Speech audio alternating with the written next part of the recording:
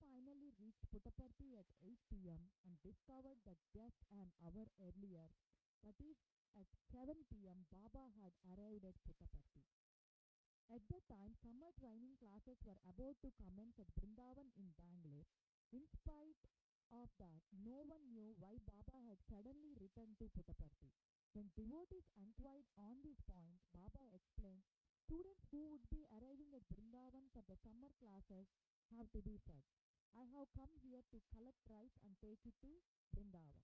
Next morning, during the public audience, Swami came close to the young man and addressed him, Hey Calcutta, come in.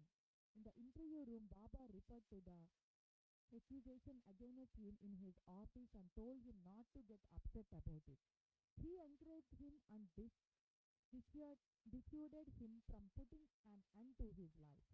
He also told him to stay in Puttaparthi for 9 days before returning to Calcutta. In due course, the man went back to his job. He was thus saved by Baba in response to his mother's prayer, which he couldn't even send to him by post.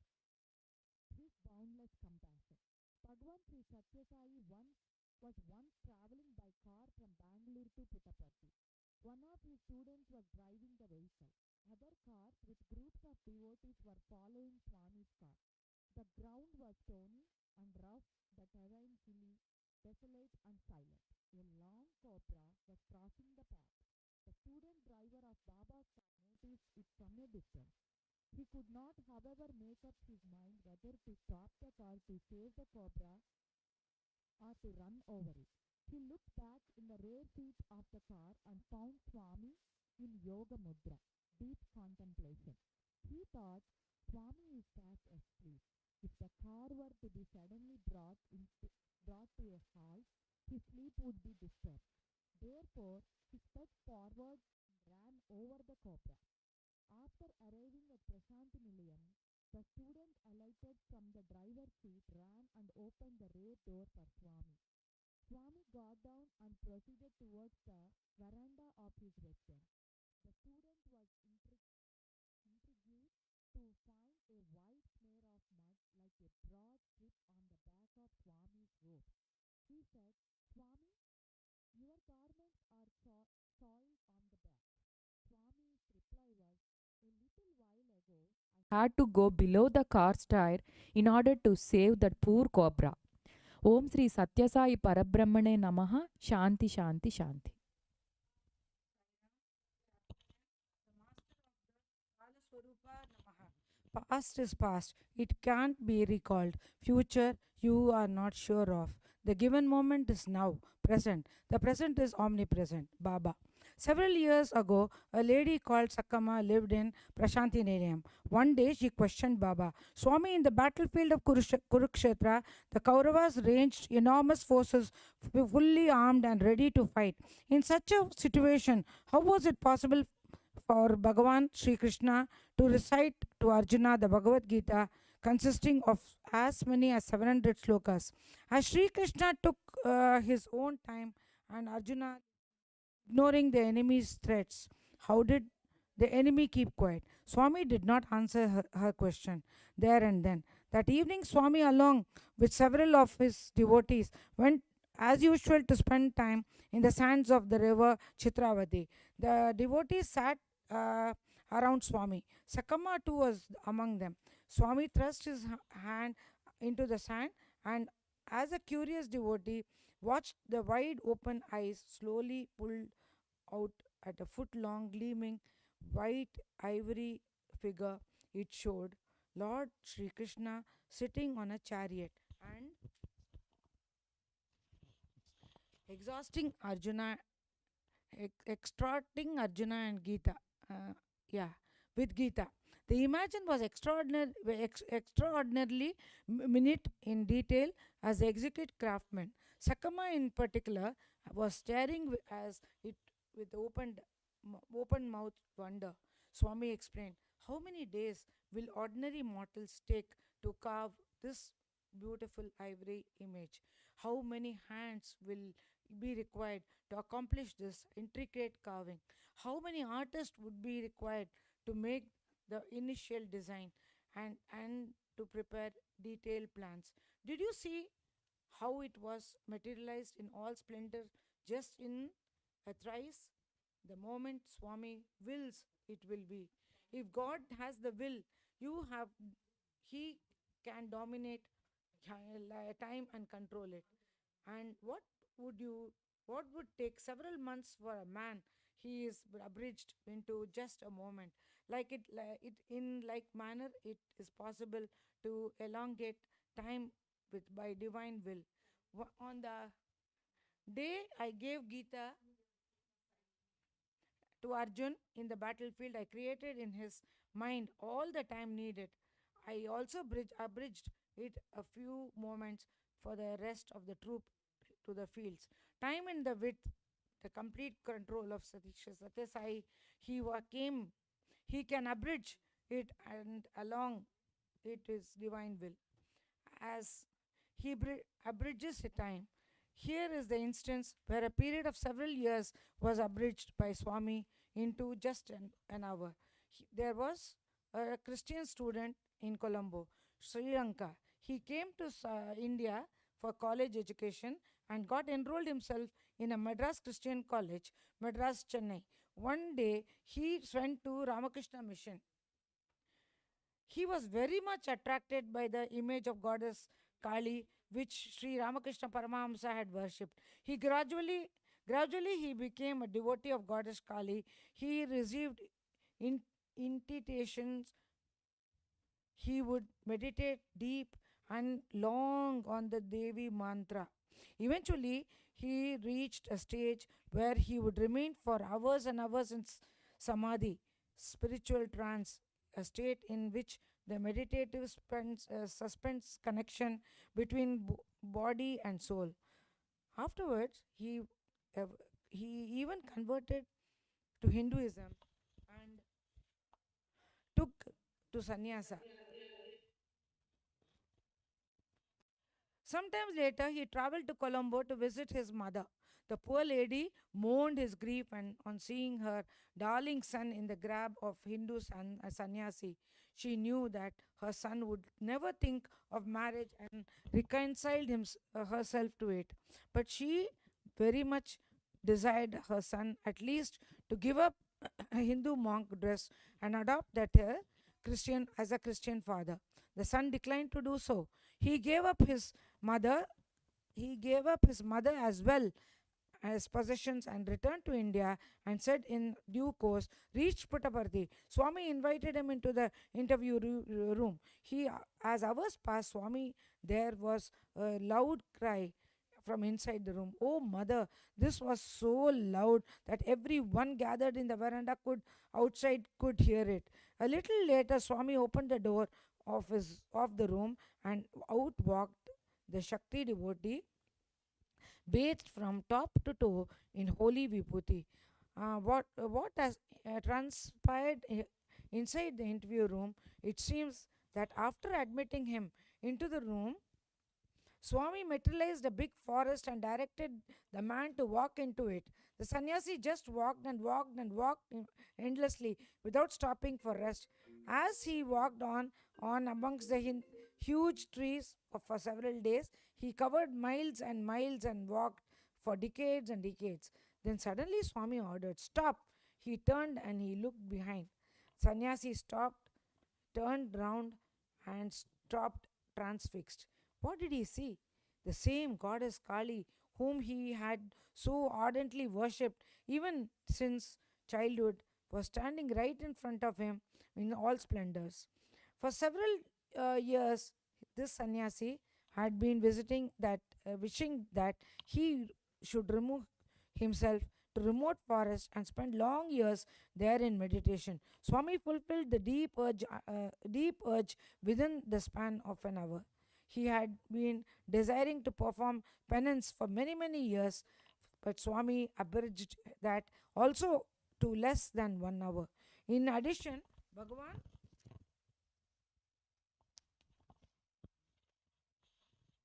vouched him the darshan of goddess Kali, and made him he has been earning for. When the most ardent wish was so beautifully fulfilled. The sannyasi could not hold himself back, but he cried in ecstasy. Oh, mother! On hearing this cry, which emerged out of the immense recesses, hit the heart.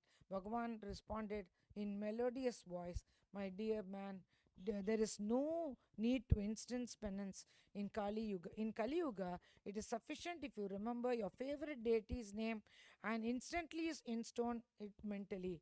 Only through Namasmarana will you attain fulfillment. So saying, Swami materialized copious vibhuti, poured it in over the delighted youngster and blessed him. He elongated time. We now come to the incident when Bhagavan Sai Baba extended the time space of 30 years to 30 days to 30 years. Lal Bahadur Shastri, the Prime Minister of India, then his personal assistant was Tyagaraj. Had some health problems. He went to Bangalore for medical checkup. After thoroughly examining him, doctor diagnosed him as a patient of cancer and declared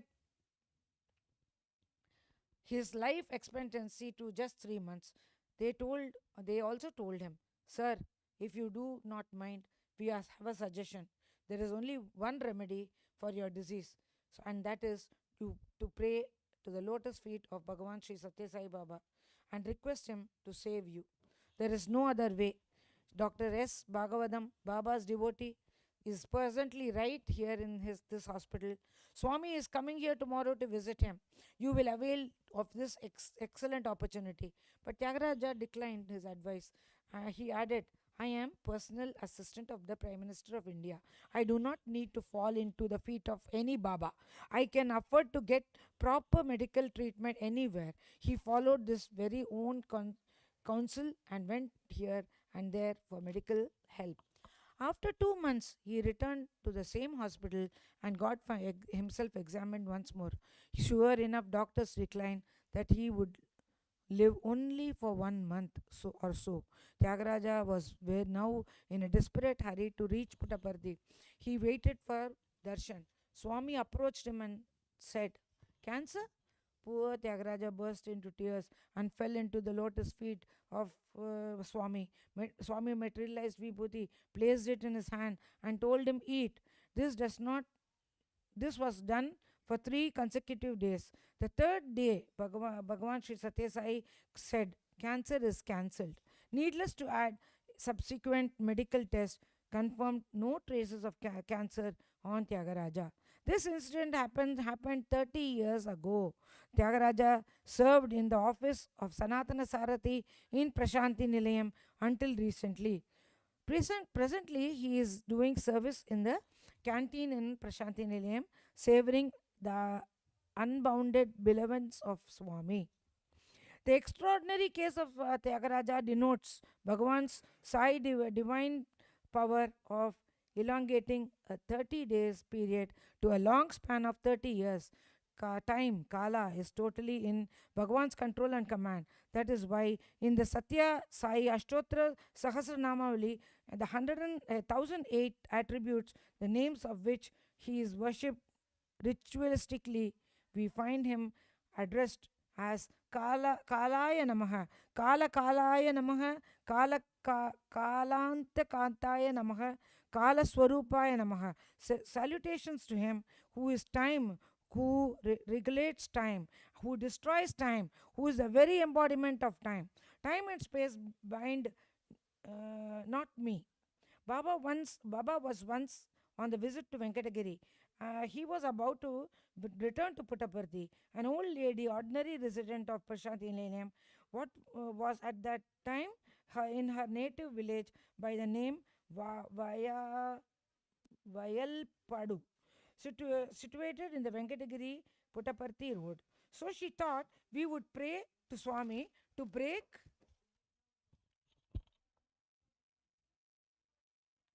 journey at Vayalapudu, the visit her home. She ascertained the day of Swami's departure from Venkatagiri. On that day, she stood on the road waiting patiently for Swami's car. He also persuaded all villagers to keep day and night vigil at that spot. The car had no appearance. Then came then she came to know that Swami had meanwhile reached Prashanti Nilayam. Deeply disappointed, uh, she too returned to Puttaparthi. She found Swami in the veranda in his upper floor, residing, talking to someone on the ground. She pushed herself forward and, without stopping for breath, asked loudly, Swami, you are villagers, and I stood on the wayside near Vayapuda waiting for you. We kept day and night vigil. When did you come? Your car passed by our village. How did you arrive here? Amused at her excited manner, Swami burst out into laughter. Everybody was looking up at Swami, but suddenly they heard his laughter just by their side. Swami was standing by their side, still laughing. There was no Swami in the veranda high above. None could understand how and when Swami came down from the upper floor to the ground. Swami told the old lady, Look, you have seen how I came down from the upper floor to the ground floor below. If you can do this, could I not together with my car arrive here right by your village unseen by any of you? Aneka Rupa Rupaya, assuming numerous forms. Baba was in Kodaikanal with his devotees. Suddenly he jumped out of his bed, stood and shouted, Don't fire us. He said so. He fell at the bed. The body stiffened apparently. He had left the physical body. After an hour or so, the body moved.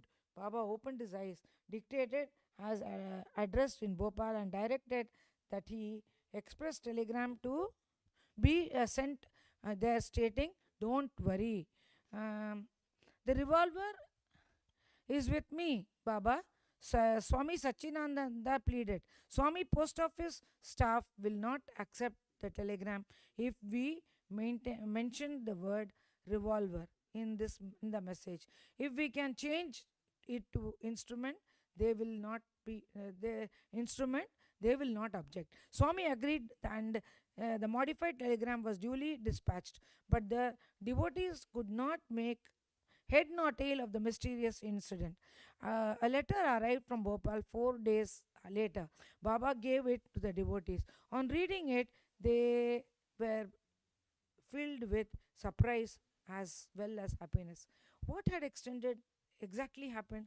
There was a military officer in Bhopal who had served in the Second World War and distinguished himself. Despite this, he was not given due position in the state-wide development programs underway because freshness were being preferred. The old hands. Frustrated, he developed utter distaste for life. Added to this, his wife happened to be away in her parental house. There was no one who could console and give him wise console and get him out of depression. Under these circumstances, he decided to commit suicide.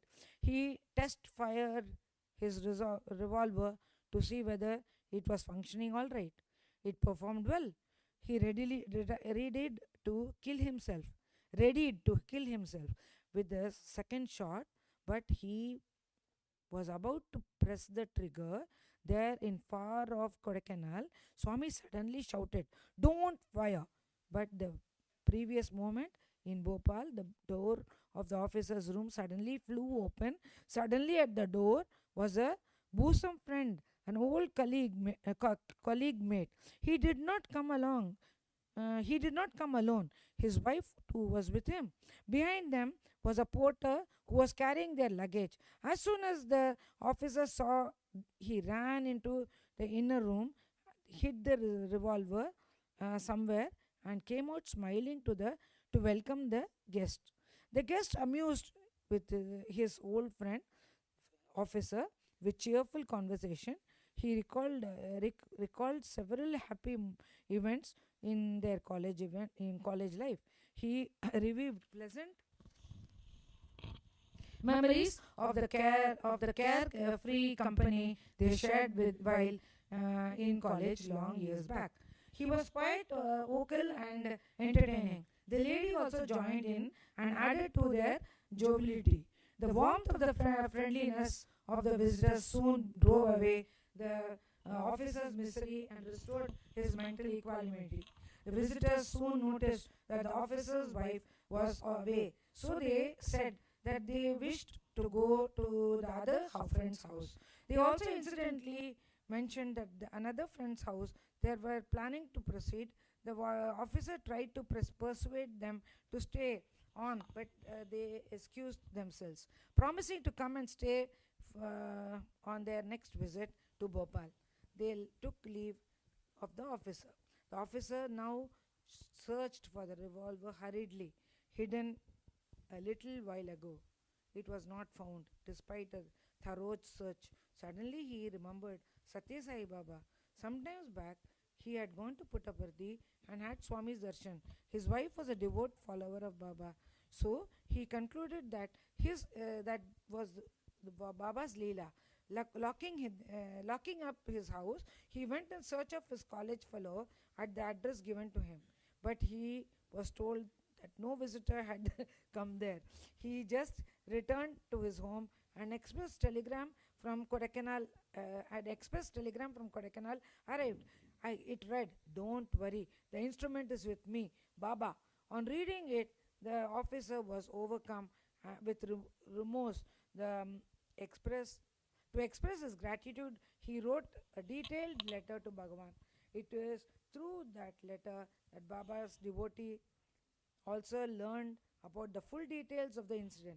It is worthy to note that, that to save a devotee, Bhagawan assumed three human forms: the officer's friend and his wife as a the porter, all of them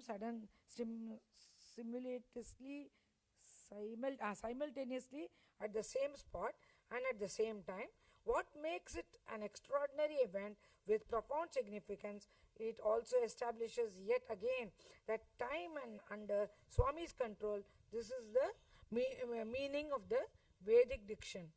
Yekhoham bahusyam.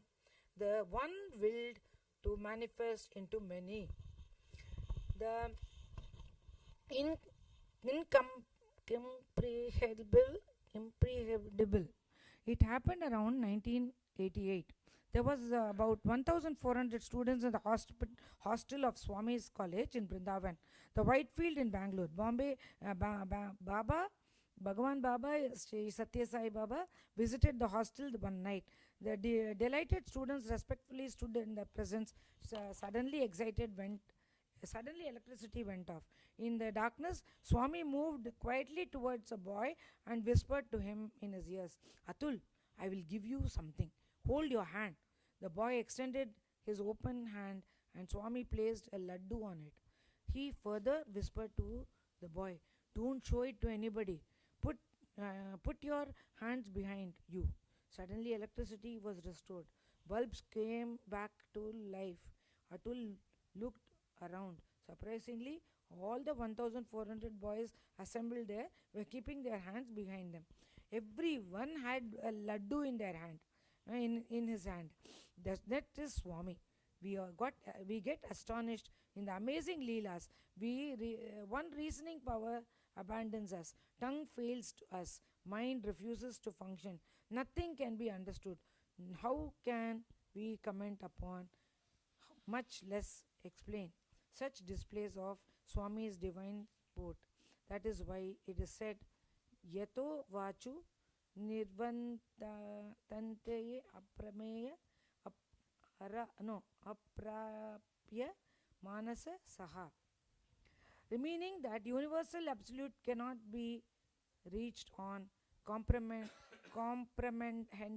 by the bodily senses or by mind. He arrives unnoticed. Muddalapalli is a small town that is located on the way on roadside of Puttaparthi to Bangalore. There is a Swami school there. In February 1993, the school was to celebrate its anniversary. Teachers and students invited Swami to grace the occasion, and Swami gave his consent. But On the given day, he did not come, even though the expectant teacher, student, and invitees waited and waited long for him. The cultural program, Swami's dance, no, sorry, programs, children's dance, and other items were gone through without Swami's presence. In a due course, even as everyone waited eagerly for Swami's arrival, the entire program was over. There was a cloud of disappointment casting a black shadow over the celebration. Later, the photograph taken on the occasion were developed and printed. To everybody's astonishment, one of the photographs was taken there. The dance items showed Swami standing among the dancing children.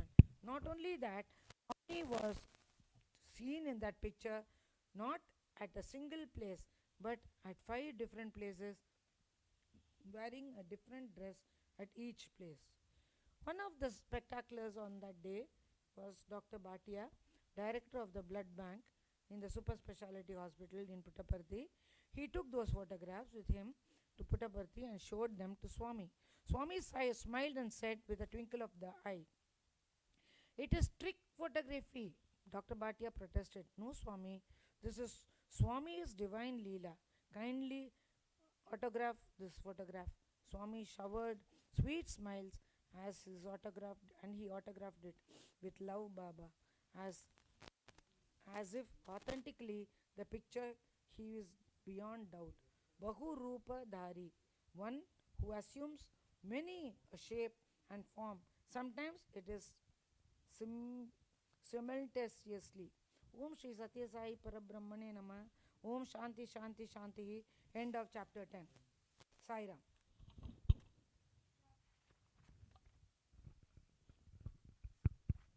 Chapter 11.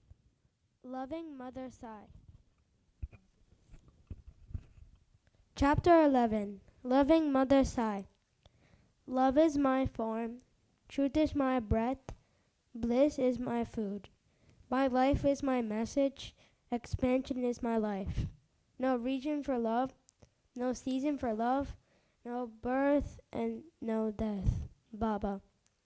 Love of 1,000 mothers. Bhagawan Sri Satya Sai Baba devotes 3/4 of his precious time to his students. He feels that the future of his society rests solely on these innocent, clear-hearted children. He's all love for him. He tells them, "Look at me within your own selves. I look at myself in you. Look, you are my life, my breath, and my soul. You are every one of you, my form, when I love you, when I love my own self, and when you love yourselves, you are loving only me." Agoni moves Bhagavan. Once Bhagavan was in Vrindavan with his students.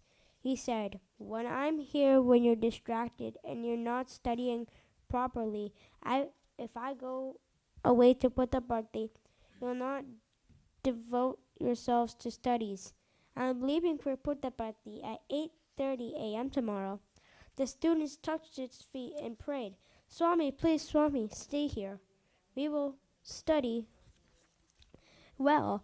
But Swami insisted on leaving. "Your parents entrusted to my care. How can I see you running around me without studying? I must leave tomorrow." The next day was Monday. It was 8:30 a.m. In the front of the Tayari, Baba's white car was ready. The distressed students were all there with agony with their faces. Swami came down from his residence in the upper floor. The students humbly prayed and begged, but did not succeed. Swami took his seat in the car and left. With hearts heavy, the children went back to their rooms in the hostel. Their minds were full of Swami. What they read could not enter their minds. The absence of Swami rendered the entire environment colorless, lifeless, listless, dark, and silent.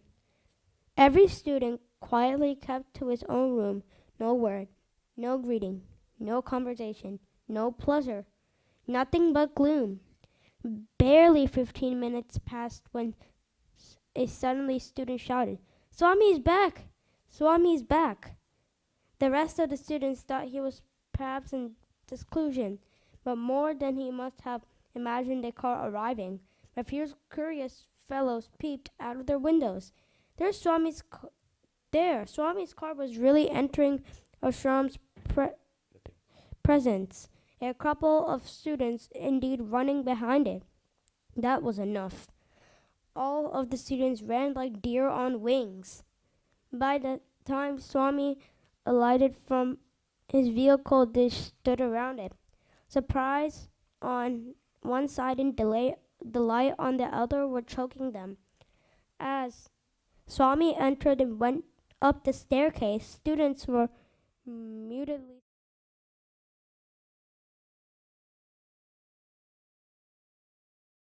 turned. No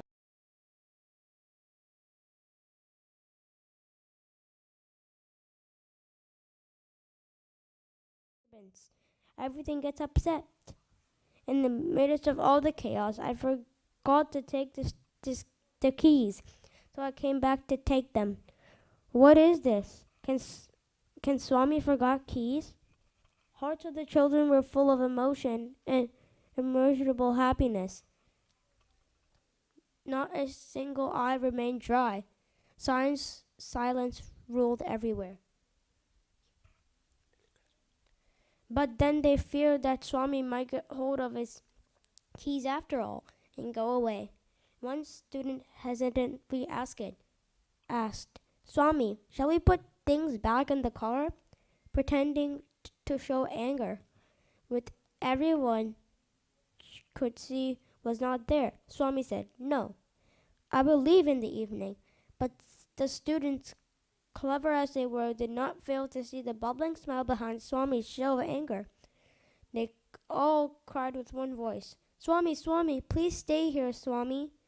Swami turned to them and said, Look, your sincere, transparent distress has dragged me back. If you want me to stay here, you should work hard on your studies. Then I assure you, I'll stay here. Get busy now with your studies. Spiritually,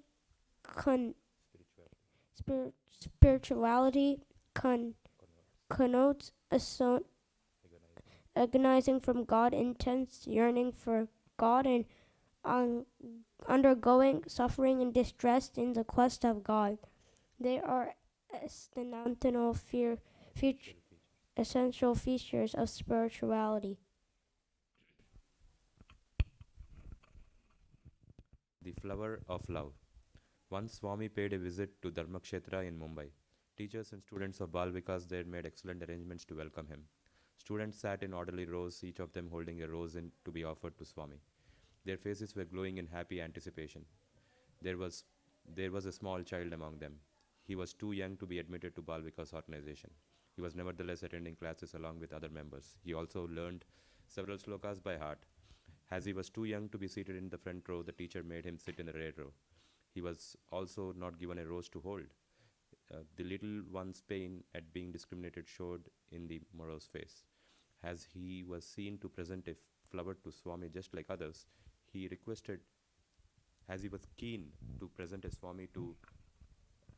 present a flower to Swami just like others, he requested some of them for a rose, but received none. Swami arrived on the dot. He walked along the rows of boys who were holding up flowers to him. He gently touched each flower offered to him and blessed every student. The little child was watching each step and each gesture of Swami as he slowly made his way along. Quietly, he slipped himself into the front row. Swami was now nearing him. Just at that moment, the child chanced to see in front of him a tiny flower of grass. He snatched it up and held it in his hand. When Swami arrived right in front of him, he raised his little hands and made his loving but uncommon offering to Bhagawan. Swami smiled sweetly, accepted the simple offering from the child, and softly pressed his tender fingers. In appreciation of the little one's gesture, Swami patted him affectionately and also spoke a few words to him. While Swami merely touched the fine roses offered by the others, he carried in his hand the humble grass flower the little child so lovingly offered. The meetings that followed lasted 3 hours. After they ended, Swami came out and blessed those gathered there. But the little grass flower of love was still in Bhagwan's hand, as fresh as it was 3 hours back. Bhagwan Sri Satyasai notices the yearning and distress lying deep in the heart of a devotee and responds to it. Shed a tear for me. This happened in 1976. Swami was in Vrindavan. Several engineers were moving all over the place holding some construction plans in their hands. Sri Satyasai came out to give darshan to the assembled gathering. To the students crowded around him, he said, "My dear boys, I am having a new hostel constructed for you. It will be very roomy and comfortable. It will come up at a little distance away at the back of our college building." Speaking for all of them, one of the boys said, "Swami, we are quite comfortable here, quite satisfied and happy. We do not want a new hostel, Swami. This Brindavan is our home," Swami explained. "My dear boys, if you consider Brindavan as your home, that's well and good, and I am happy that you are adjusting yourself to it and feeling satisfied. All the same, I am unable to bear the sight of little boys cramped for space. It is my duty to ensure your comfort. Foundation stone for the new hostel building will be laid on the upcoming Thursday." Having said this, he moved ahead towards the open space beyond the portico to bless those waiting for his darshan. The foundation stone laying ceremony was to take place hardly 48 hours later. Engineers were very busy, but the students remained dissatisfied. They did not know what to do. When Baba visited the hostel on the next day, a boy, the youngest of them, placed a letter in Baba's hand. He read it thoroughly and lovingly smiled at the little fellow. Then he sat on his throne and sent for the warden. When he presented himself, Swami gave the letter to him and asked it to be read aloud. It read as follows: "Dearest Sai Mother, our humblest salutations at your lotus feet. Are you displeased with us? Are you disturbing the silence that is most dear to you? Are we violating the code of discipline and behaving without due restraint? It must be. Otherwise, why would you try to send us away from the beautiful precincts of Vrindavan? Why do you insist that a new hostel for us should be built at a far-off location? Vrindavan is a gracious place. It has brought your sweet and protective love and care very close to us. Even gods would desire to enjoy such love. With heartfelt love and affection, your child." Postscript: if you are determined at any rate to build the new hostel far away from Vrindavan, kindly build also a new residence for you and stay close to us. As the warden finished reading, there was not a single boy without tears. In one voice they cried, "Swami, please accept our request." Bhagwan's heart melted at the sight. He immediately sent for the chief engineer and conveyed the student's wish. He demurred. "The plans have all been drawn with extreme care, and not much time is left for laying the foundation stone too." But the boys told him with one voice that only Brindavan should be their home. Seeing the mood of the boys, Swami indicated to the chief engineer to have the plans redrawn. Fresh plans were made locating the new hostel within the Brindavan complex. On hearing the exciting news, the children were in ecstasy. On the appointed day when Bhagawan Sri Satyasai was about to light the lamp of Aarti, a boy said, "Swami, you are doing so much for our sake, but we have nothing to offer you." Swami replied, "Happy tears are trickling down your tender cheeks. That is all that I want. Shed a tear for me. What I most desire is only your happiness. That noble structure which stands now in Vrindavan complex is a sweet monument enduring for all time to Baba's immense love for children." In 1976, a number of deer from the adjoining forests of Mudumalai strayed into Vrindavan. A nice place opposite to Trayi was provided for them. Swami fed them with apples and looked after them with love. One day, as Swami emerged out of the Trayi to give darshan, students ran to him. At the same moment, in the garden opposite, deer too wanted to be close to Swami and moved up to him near the wire mesh that stood near the garden. Baba drew the attention of devotees standing by to the enchanting scene comprised of the loving children and the equally loving deer. He said, "These are two-legged deer and those are four-legged deer. Both are dear to me." Flew driven away. Influenza once spread like wildfire in the higher secondary school in Prashantilayam. Nearly 200 students were affected. After the evening bhajan concluded one day, Swami asked Dr. Alreja to pay a visit to the school. The doctor found about 200 students suffering from high temperature, cough and vomiting. The infection seemed to be beyond control. It was 8 p.m. As the doctor made his way he thought he thought that as Swami's room would be closed at that hour, he would report to him next morning. At 8:30 p.m., a volunteer came to tell him that Swami was waiting for him. The doctor hurried into Swami's presence. Baba asked him, "I was waiting for you. Why have you not come to me immediately?" The doctor replied, "Swami, by the time I returned, it was 8 p.m. I thought your door would be closed by that hour. About 200 students are suffering from flu. I find it impossible to arrest its spread. I am afraid at this stage no medicine can help. Only you can save them, Swami." Next morning, Baba visited the school and hospital. He walked through every single veranda and classroom. He came up to the roof also, despite the principal's protestations that it was not properly cleaned up. Swami then called for a stainless steel bucket filled with water. He materialized vibhuti in immense quantities and poured it into the water. He asked one of the teachers to carry the bucket around and serve the vibhuti water to every teacher and every student. The disease spread no further from then on. Within a space of 4 days, every single patient recovered fully. Swami's medical treatment is amazing and inscrutable.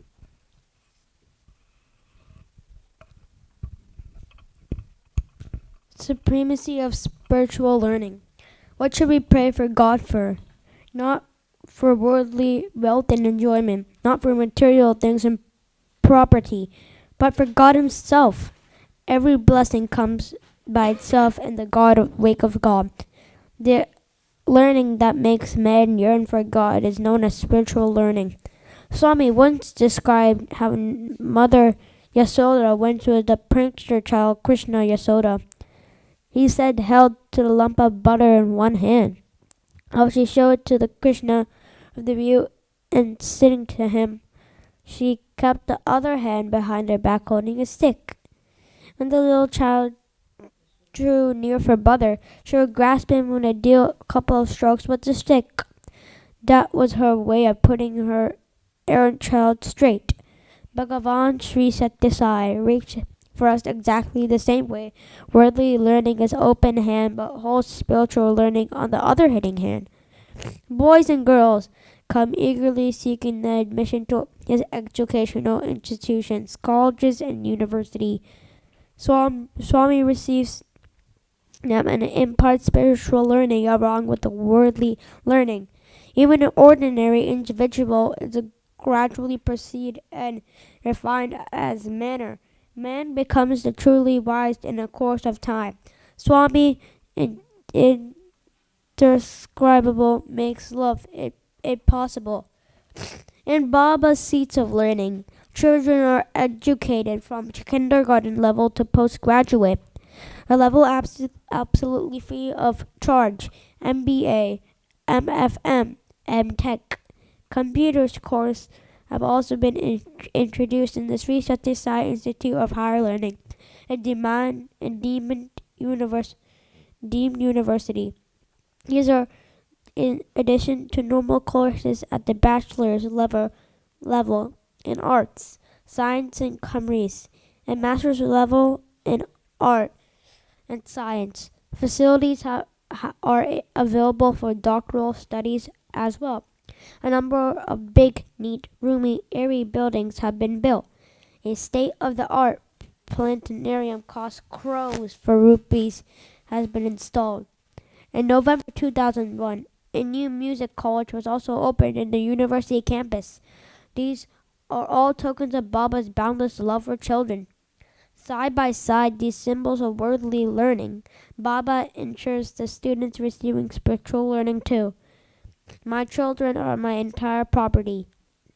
On 22nd November 1981, the day of Sri Sathya Sai Baba's Institute of Higher Learning was integrated. Swami addressed the students. He said, "Students should be roots from which will grow trees of peace and security for the world.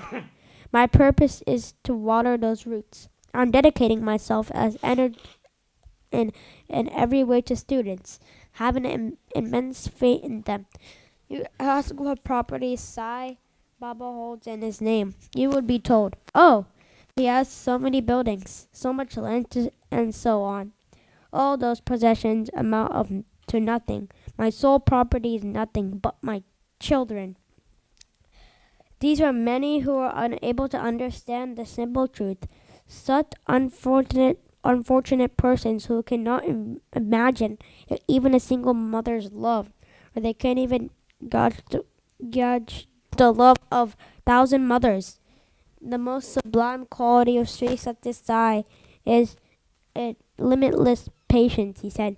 Countless persons have criticized me. There's many who call me by all sorts of names. All kind of vile things are written about me in newspapers. Thousands of pamphlets are published against me. I'm the only one to answer all of them. My smile.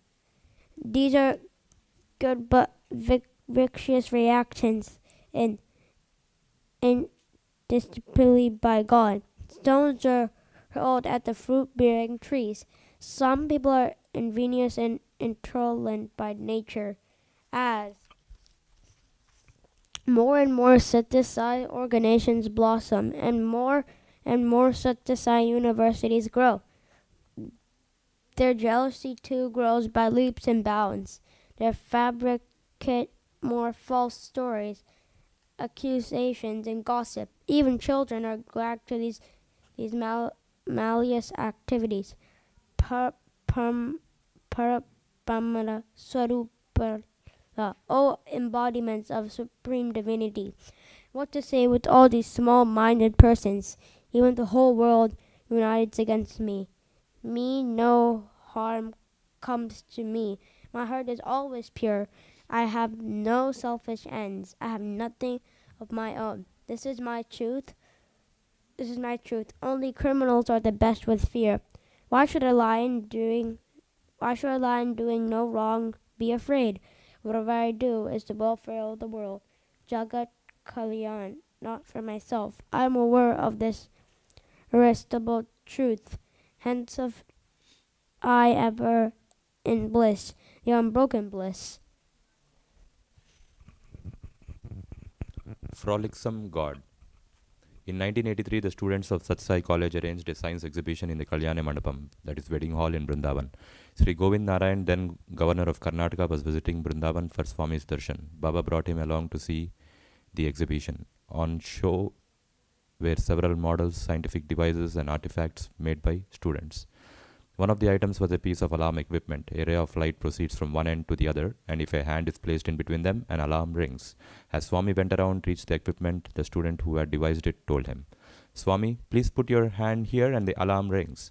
Swami did so, but there was no sound. The student got perplexed. He said, "Just a moment, Swami. Something seems to have gone wrong. I will set it right." He tinkered with it a little, put his hand between the two ends, and sure enough, the alarm rang. Confident now, the student invited Swami to insert his hand again. He did so, but again the alarm did not ring. The student got thoroughly confused by now and mumbled something about the equipment needing another repair. Then Swami told him, "It needs no repair. I am not that kind of a thief for whom you have designed this." So quite rightly, the alarm did not ring. He moved on. Science is not capable of reaching Swami. He transcends science. Tolerance. Many years back, students in primary school in Puttaparthi used to take their daily morning bath in cold water.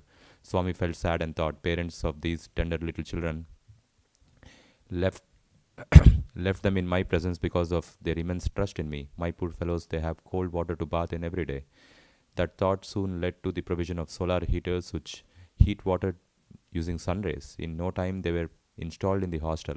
Students, teachers, and the principal of the school were very pleased. They prayed to Swami to inaugurate the solar heating system, and he agreed. Arrangements for inauguration were soon completed. The equipment was connected to a tap by a rubber tube. When Swami arrives and turns the tap, hot water would flow into the bucket placed below. They did not have to wait long. Swami arrived and he turned the tap. Unfortunately, the rubber tube got detached just at that moment, and there was a burst of hot water on Swami's face and his garments. The sudden and unforeseen mishap shocked everybody.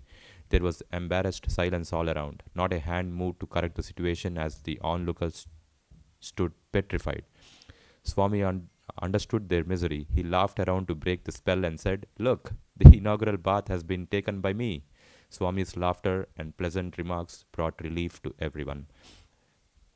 Their hearts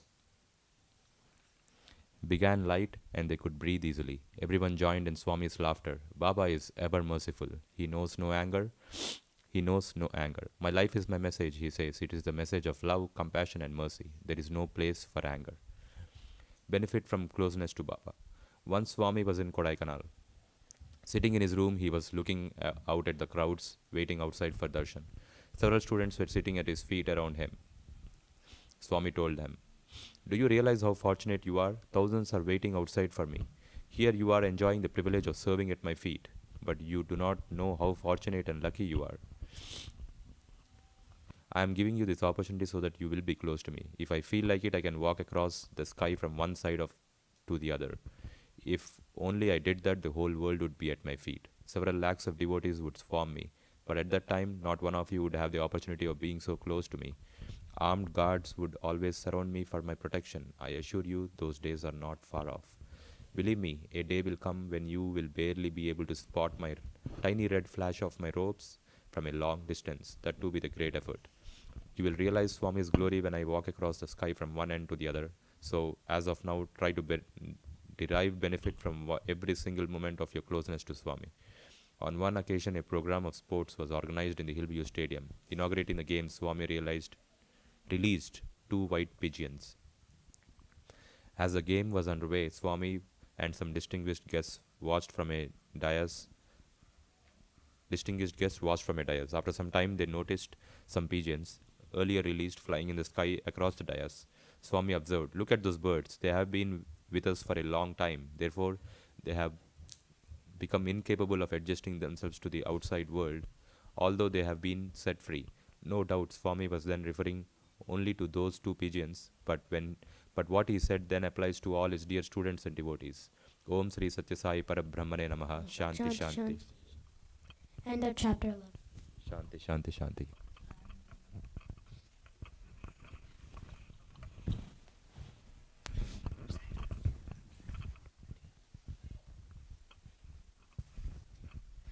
Chapter 12, The Temple of Healing. You will understand me only through my work. That is why sometime in order to reveal who I am, I myself show you my visiting card, something that you call a miracle. Baba. Super Speciality Hospital. For the benefit of the poor, Bhagawan established in Putpudi the Sati Sai General Hospital in 1956. Everyone knows that the hospital as well as the doctor, they are mere instrument. The real doctor is Bhagawan Sri Sati Sai Baba himself. There are any numbers of instances where Bhagawan himself took over and miraculously cured patients who have been given up or could not even be diagnosed by doctor.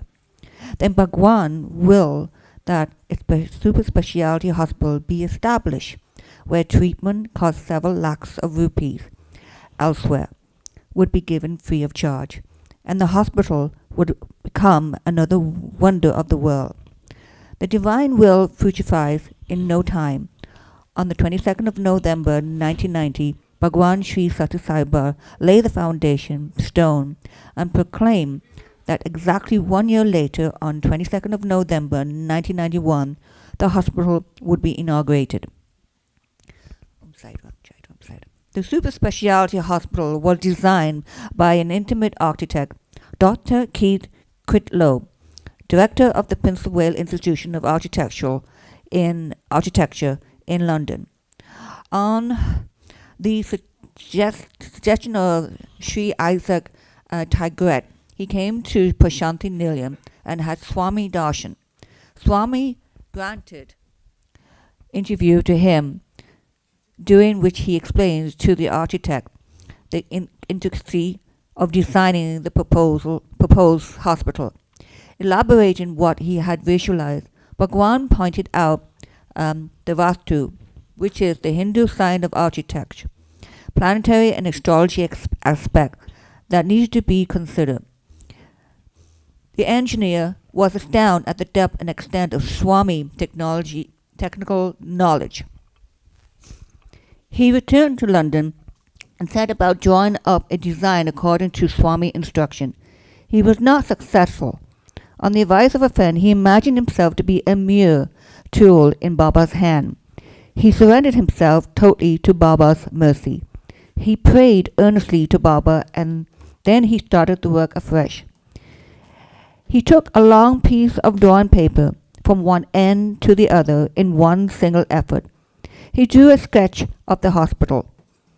He added one ward at each end, extending on either side and bending toward the middle, as though two loving hands were extended and then closed around the object of that love, just as directed by Swami. A group of architects took over at this point. They worked for 3 months, 17 hours a day, filling up every detail, and completed all the design and plan. They set the entire set of the construction company in India, designed by Swami. But Dr. Krylo had his own doubt. Even in a technical, very advanced country like the USA, a super specialty hospital of its kind cannot be constructed in less than 7 years. How can then Swami build this hospital in 6 months? He wondered. Architects arrived from London. They laid the foundation and erected concrete pillars 3 to 4 feet height. When Swami went to Bangalore in May, these architects also left the site and returned home. On 26th of May 1991, on his way to Kottakkal from Bangalore, Swami took Colonel Jog Rao along and went to the site to see how far the work had progressed. From that day to the already announced day of inauguration, vice 22nd of November 1991, time available was precisely 6 months. The structure was to be a majestic one. Up-to-date medical equipment was to be procured and installed, and 1,000 other requirements had to be met before the facility could be made functionally. Colonel Jog Rao said, "Swami, even if we put 1,000 workers on this job and make them work day and night, can we complete the project by 22nd of November? What about funds?" Swami interrupted. "Do not create waves of doubts and indecision. Swami's will is bound to be fulfilled." He then summoned the Indian engineer Brick Bose and instructed him, "Get 2,000 workers through Mess, Northend and Tarboro. Put them on the job and complete it on time." He left for Kondaya Canal. Brick Bose did as he instructed by Swami. He left the entire burden wholeheartedly on Swami Divine's shoulder. He engaged more than 2,000 workers daily and ensured that works went on day and night without intermission. His effort bore rich fruit. Even by 15 October 1991, more than a month ahead of the proclaimed day of inauguration, the mighty building was completed and handed over to the medical expert for equipping. Sir Isaac Highgate donated several items of medical equipment. Government of India waived duties and taxes and transport them to Putpadi by air. To enable jet craft to fly to Putpadi directly and unload cargo without delay, the Satisai Aerodrome had been upgraded and designated as an international airport a year early. With a donation of 1 crore of rupees from John Sinclair of the American Sai Foundation, up-to-date equipment for carrying out blood tests was procured from the USA. It can perform 20 different kinds of blood tests in respect of 600 patients per hour and handed down the results for studying and analyzing by doctor. Its computer can restore the result pertaining to 10 million patients and can download any information on demand. Finally, the great day, the 22nd of November 1991, arrived. In accordance with the divine will of Bhagawan Sri Sati Sai Baba, on the very first day of an inauguration, the hospital, as many as 4 open-heart surgeries were performed. How wonderful! What a miracle! The day of inauguration had been announced in advance. exactly 1 year ago. 6 months back, there were only uncultivated agricultural fields at that spot. With a span of 5 months and a half, magnificent building came up. The rarest and the most modern medical equipment arrived directly at the Puttparthi airport. The hospital was declared open precisely on the day announced a year previously. Open heart surgery were performed on the opening day itself. It is all believable. Experts all over the world were astonished. Another similar super specialty hospital has been constructed in Bangalore. This is also with the divine Sankapal of Bhagawan Baba. In November 1990, an announcement was made about the hospital, and by November 2000, it was ready in full swing. Inaugurated it on 19th of November 2000, Bhagwan Sri Sathya Sai stated, Sai institutions are internal.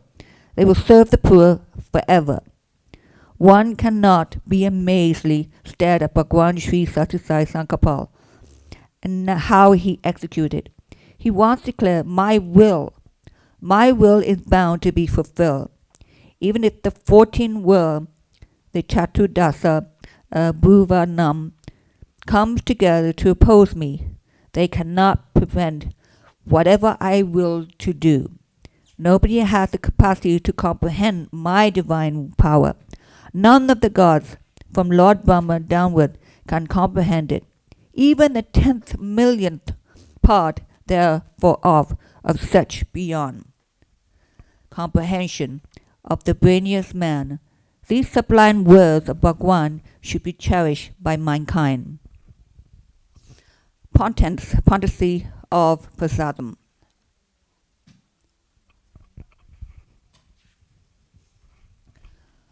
A couple brought their little daughter, 6, with heart trouble to Puttparthi.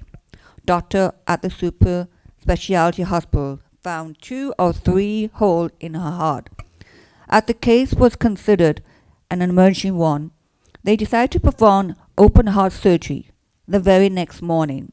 She was immediately admitted. The distraught fathers decided to inform Baba about the crisis early next morning and to obtain his blessing. So he went and sat in the audience hall. The ever-merciful Baba was moving among the devotee. A boy whose birthday happened to be on that day brought toffees and offered them to Swami. Baba accepted them and threw handful of the toffee among the seated devotee. A piece landed in the lap of the heartbroken father of the heart patient. He was overjoyed and accepted it as Swami Holy Prasadam. He took it to his daughter and made her eat it. A little while later, the patient was moved in for operation. The doctor took last-minute X-ray and, to their consternation, found no trace of anything wrong with her heart. They decided that she needed no operation and discharged her. It is possible for anybody to describe Swami immeasurable love and mercy in word.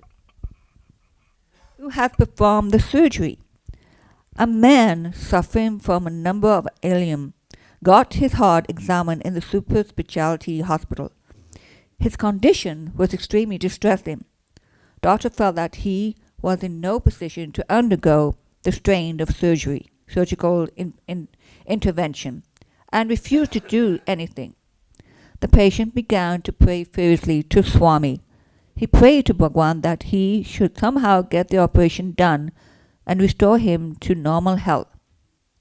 Bhagwan heard his prayer. He talked to the doctor and inquired how this particular patient was doing. They explained that he was suffering from several complaints, and in their opinion it was not a fit case for operation.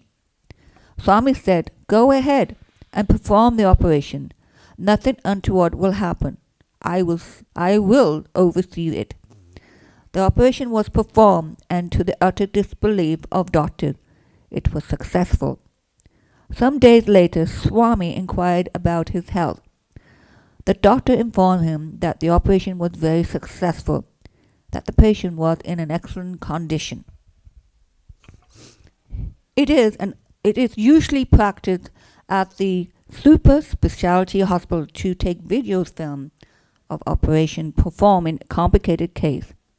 Swami asked the doctor to view one of those video films.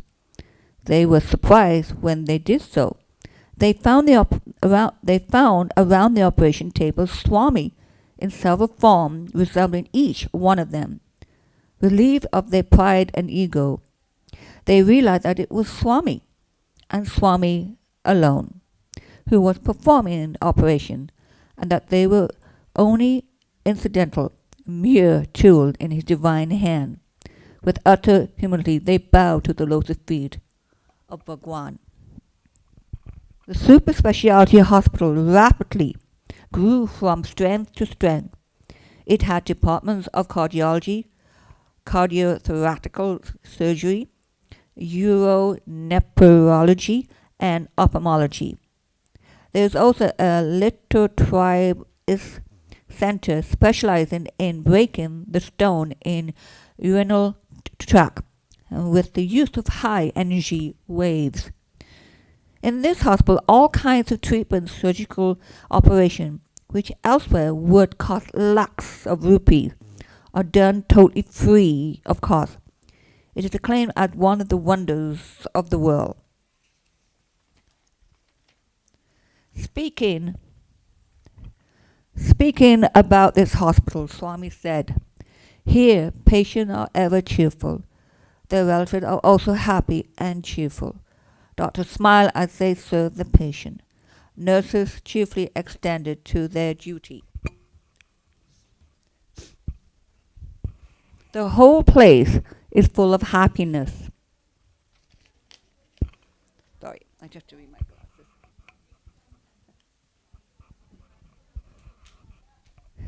The whole place is full of happiness. Seva workers are busy cleaning and polishing the ward. And room spick and span. No fee or any charge of any kinds are levied in this hospital. Doctors elsewhere wonder how it is possible to provide medical felicity of this high order totally free of charge. There should be no occasion of such wonder or doubt. A job done with a pure heart suffer no dearth of fun.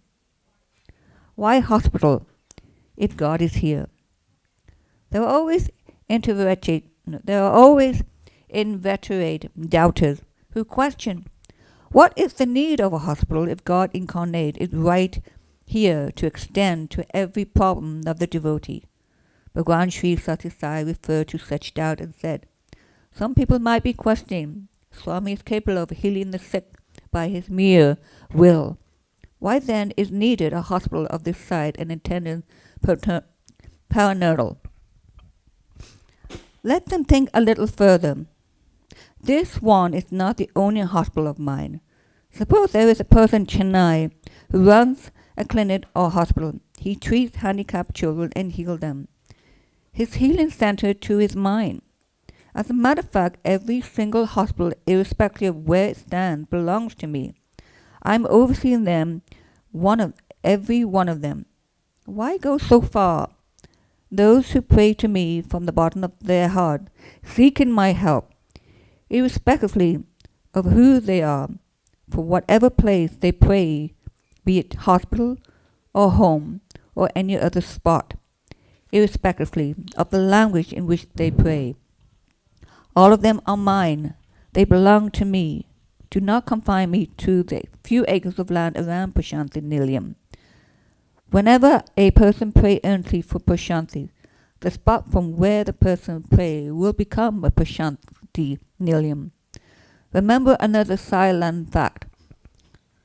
This hospital helps to inculcate faith in you, to enable you to recognize divinity and to cast away doubts from your mind.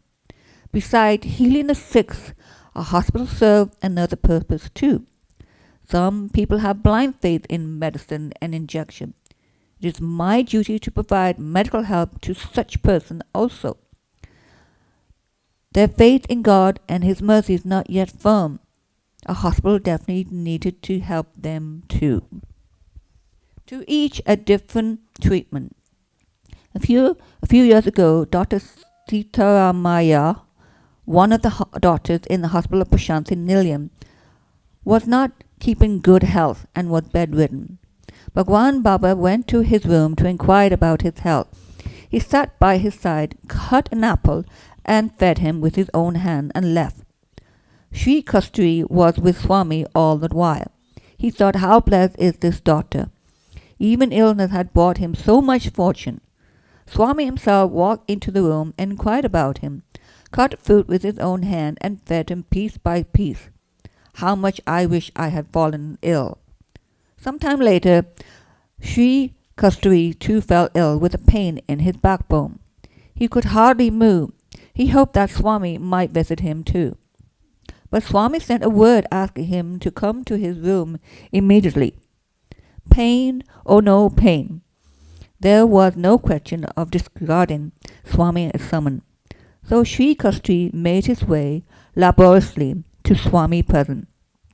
Swami gave him a bundle of New Year calendars and ordered him, take this calendar and distribute them yourself, one for each room, and go.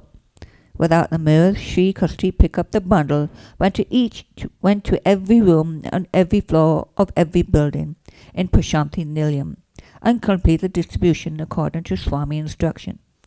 Seeing his agony, some person offered to do the work for him, but he did not agree. They requested to be allowed at least to carry the heavy bundle for him, but he declined. Sri Kasturi later said, how do they know why I turned down their kindly offer? This was Swami treatment to the pain in the backbone of Sri Kasturi. Om Shri Satyasai Parabrahma Namaha. Om Shanti, Shanti, Shanti. Sai Ram. I'll be rushing a little bit because we are running behind. Chapter 13, Paramam Vichitram Leela Vibhutam, the miraculous Vibhuti. Vibhuti, what materializes a manifestation of divinity with a potent significance as well as symbolization. It is symbolic of the cosmic, immortal, and infinite nature of all forms of God.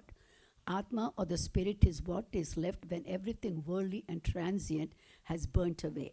In first place, it is symbolic of the life-death cycle in which everything ultimately reduces itself to ash. From dust thou art, to dust thou returnest. Ash or dust is the final condition. It can undergo no further change. In the spiritual context, it constitutes a warning to the recipient to give up desires, burn all the passions, attachments, and temptations in the fires of worship, which makes one pure in thought, word, and deed. It is a symbol of divinity, and this is what Baba said. Vibhuti cancels cancer. Once an advocate arrived at Prashanthi Nilayam.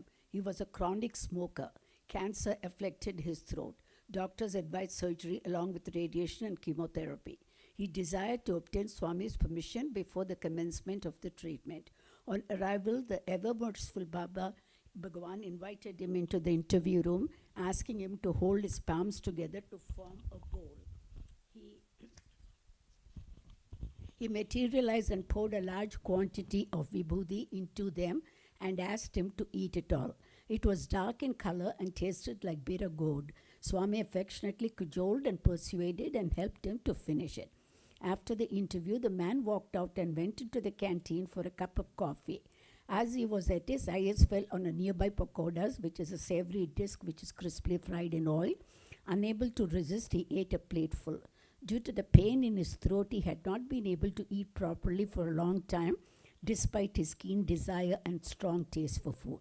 But now he noticed that he could eat comfortably and relish it. He himself was surprised. With his finger, he probed inside his mouth at the cancer-affected spot. He felt no pain at all. He realized that the cancer had gone. He was overwhelmed. Tears flooded his eyes as he remembered Bhagwan's mercy. When on the next day, Swami again called him into the interview room, he expressed his gratitude to Swami and fell on his feet.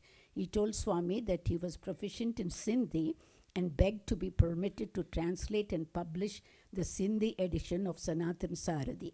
Swami replied, "It is only for that purpose that I have made you come to Parthi. From then on, the blessed person has been translating and publishing Sanatan Sarati into Sindhi. Dono Polo, tribal leader, surrenders to Swami.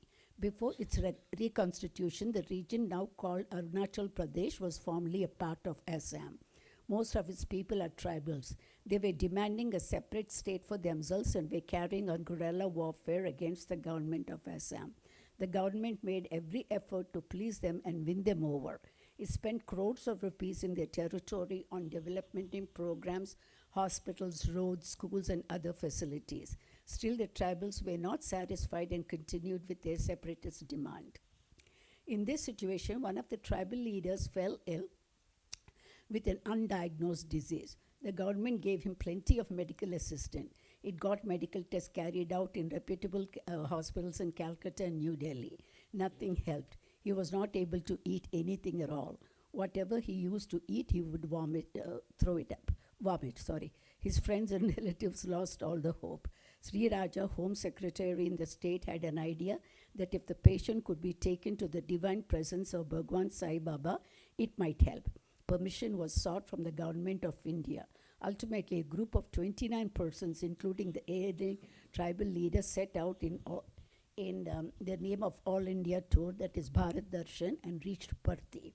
As they seated themselves in the audience hall, Swami went to them directly and asked them in Hindi, "Where are you from?" The secretary replied that they were from Assam. Swami said in English, "Go inside." So they all trooped into the interview room, walking no doubt, but almost like running into their delight and eagerness. After the public audience was over, Swami came into the interview room. He materialized vibhuti, gave it to the tribal leader, and directed him to eat it. He sat on his throne and inquired, "What brings you here?" The secretary explained, "We have come for your darshan. This tribal leader is having some stomach trouble. No treatment has helped. Medical tests conducted in Calcutta and Delhi failed to identify the disease. He is unable to contain any solid food. As a result, tribal people of that region have lost faith in our medical system and procedures and hospitals. This man is a prominent tribal leader and only you can heal him, Swami." Swami assured him, "Don't worry, he will be fully cured." Then Swami began to talk to tribal visitors in their own language. He talked of the village and the environment. He mentioned how the villagers had thought of building a temple for the sun god and the moon god. As he talked, Swami materialized an intricately engraved circular copper plate 9 inches in diameter. On one side the sun, on the other the moon were carved. He drew their attention to the delicate craftsmanship of the plate and declared that the temple proposed to be built would become known as the Dono Polo, meaning the sun and the moon in their tribal language. He directed the astonished tribals to install this copper plate, that is the yantra, in the temple and to worship it regularly. He said that the worship of God is always beneficial. He blessed them with vibhuti prasadam and the privilege of touching his lotus feet. The tribals took leave of him with hearts overflowing with joy and happiness. They then made their way to the canteen for some refreshments. The leader saw the white circular pieces of food and asked that they served to him. The pieces, also known as idli, a rice and black gram preparation. His companions were afraid that the solid food might cause vomiting or terrible stomachache as usual. However, since Swami had granted him divine assurance, they hesitatingly allowed him to consume the idlis. A plate of idlis and the accompanying sauce was finished by him in seconds. Relishing it, he consumed another plateful. While his companions watched in unbelieving astonishment, this man, who had not tasted any solid food for several years, ate idli after idli and a good 32 of them. The group felt it was miraculous and enjoyed every bit of it.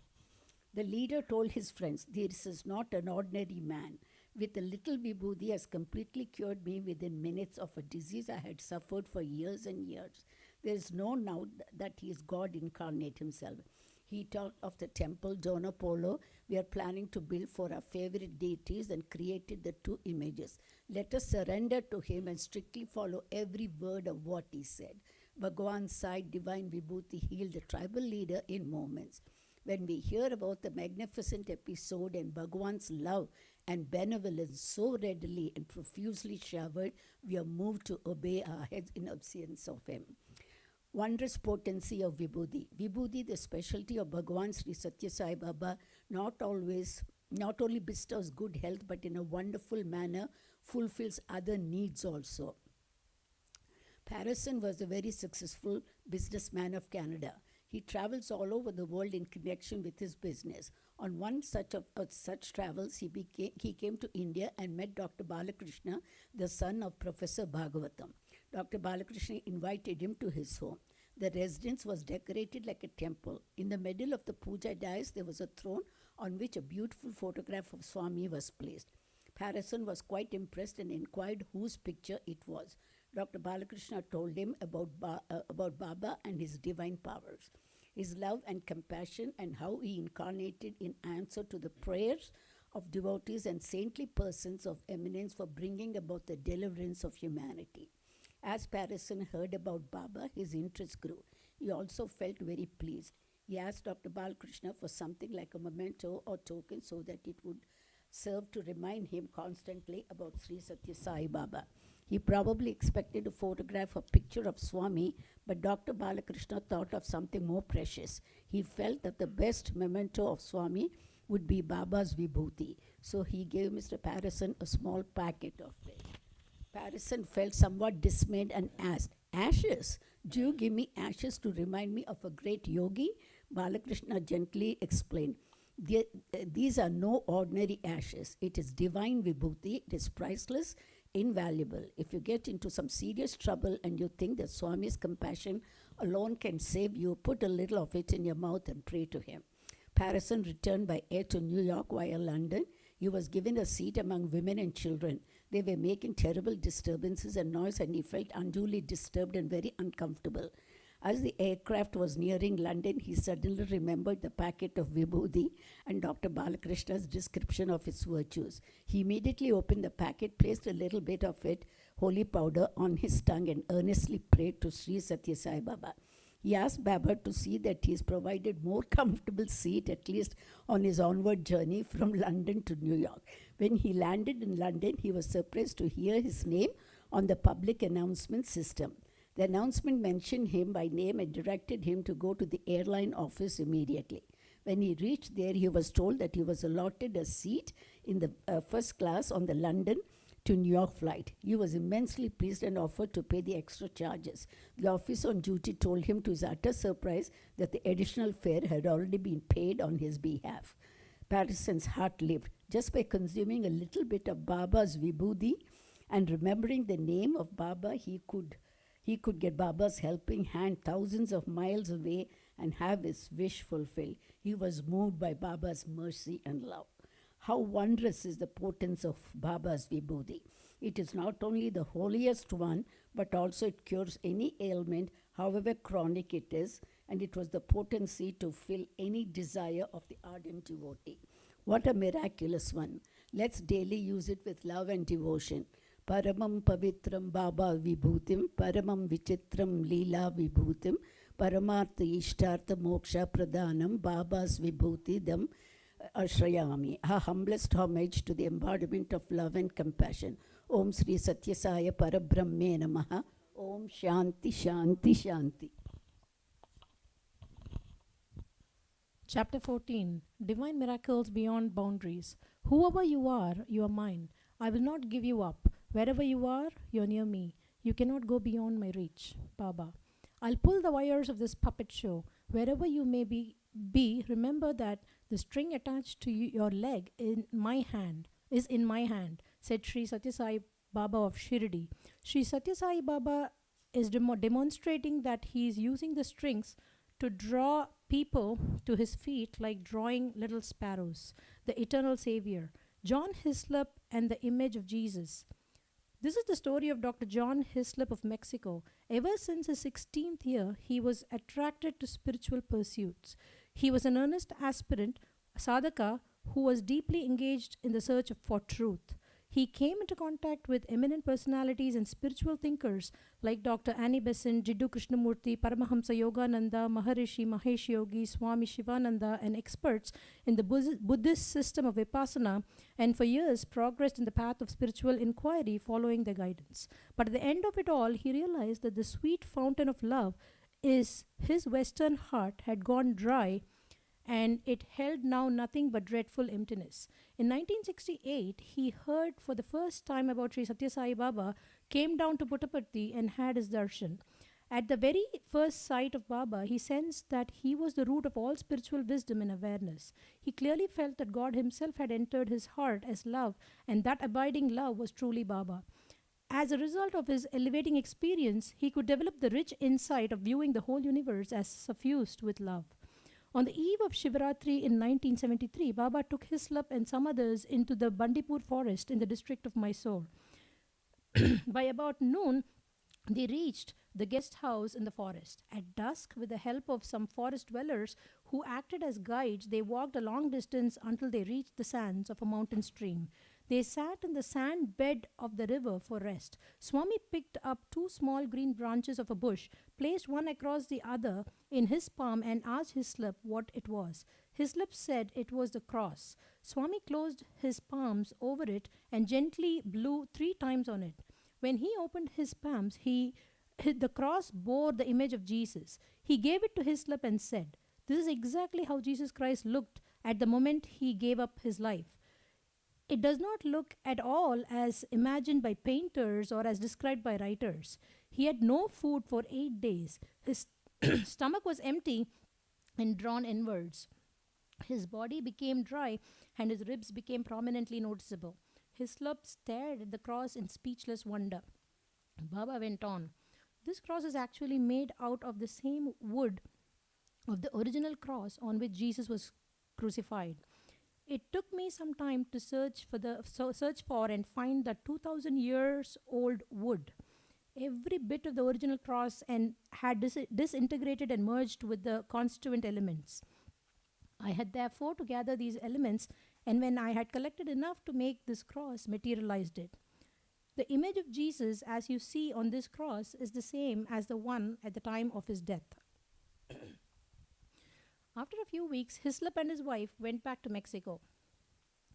As the image on the cross was very tiny, the facial features of Jesus were not clearly visible. Walter Wolf, one of Hislop's friends, took several color photographs of the image of Jesus, part by part, enlarged them, and made a larger picture out of them. The finished picture was extraordinarily touching, arousing boundless kindness and compassion. The photographs were all arranged on a table so as to reveal the intricate and minute carving on the image. Viewers wondered at the creative power of Bhagawan Sri Satya Sai. Until that day, the sky was absolutely clear all along the Mexican coast. But all of a sudden, without any warning, a terrible lightning flashed amidst dark clouds. Strong winds gathered speed in a few moments and threatened to smash the window panes. Door curtains were flying. In the midst of this chaos that developed all of a sudden, Mrs. Hislop recalled, "It is now 5 p.m. and today is Friday, and the same day and the time of Christ's death by crucifixion. What is happening now before our very eyes had been described in the Bible too." She produced a copy of the Holy Book and read the relevant section. At the moment Jesus died on the cross, there was a great storm with thunder and lightning filling the sky. The decorated hangings of pictures and photographs on the wall in the temple flew away. Everyone present there in the home of Hislop felt delighted at witnessing a phenomenon too wonderful for their imagination. On the next day, San Diego Tribune reported the heavy storm that had suddenly occurred quite unexpectedly. Hislop and his friends felt that there must be some sort of relation between the sudden recurrence of the out-of-season storm that had reportedly occurred 2000 years ago and the cross materialized by Bhagawan Sri Sai Baba. When Dr. Fanibanda reported this incident to Swami, he confirmed that the incidents had actually occurred and that they were truly related as guessed by Hislop and his friends. Al Drucker. Al Drucker was an aerospace engineer in the Missile Center of the U.S. Department of Defense. He was also consultant to the U.S. Air Force and the National Aeronautics and Space Administration, NASA. Some years ago, Al Drucker and a friend boarded a small plane and went on a pleasure cruise near the green Sierra Nevada mountains. They had no particular program, but wanted merely to relax and enjoy the nature's bounteous beauty in all its splendor. In about 45 minutes, they traveled 150 miles. They were cruising along, watching the beautiful scenes unfolding gradually. Suddenly, terror struck them in their face. A powerful storm was rapidly approaching. Thick, dark clouds lay directly in their way. Lightning and thunder threatened their safety. Al Drucker immediately tried to turn his plane back, but found to his shock dark clouds massed all around like a wall. The small aircraft was caught in a hopeless situation. Al Drucker struggled to keep the plane steady and under control against the violent forces of the unfavorable weather. His unequal fight went on for 2 hours. The terrain over which they were flying was mountains with some peaks as high as 12,000 feet. Compelled to maintain his height, Al Drucker was desperately fighting to force the engine to push the plane above the clouds. But the wind and the thick clouds were pushing forcefully the plane down. Al Drucker's anxiety increased. As for his companion, had already passed out for lack of oxygen and was lying limp in his seat. Al Drucker lost hope. In desperation, he began to shout for help. Mayday, mayday, into his radio transmitter. He had still a flicker of hope that his agonized cry might reach some ground controller and bring succor. Even if by some obscure chance somebody on the ground did indeed receive his distress call, who would dare to venture out and fly in the face of such a cruel weather to help them? There was no response on the radio receiver. Al Drucker realized that he had lost all contact with the ground staff. He was not also sure whether his friend in the other seat was still alive. There was no reaction from him at all to his loud cries. He showed no sign of breathing even. Caught in desperate struggle against nature's irresistible forces, the unfortunate man was rapidly losing his strength as well as the will to fight. To his utter shock, he noticed that he was about to run out of fuel. The tiny aircraft was unable to withstand the fury of the weather. Soon enough, there were sounds indicating that some parts of the plane might have broken off. Al Drucker felt that his end had neared. Finding himself in a desperate situation, he reached out to God. "Oh God," he cried, "save me.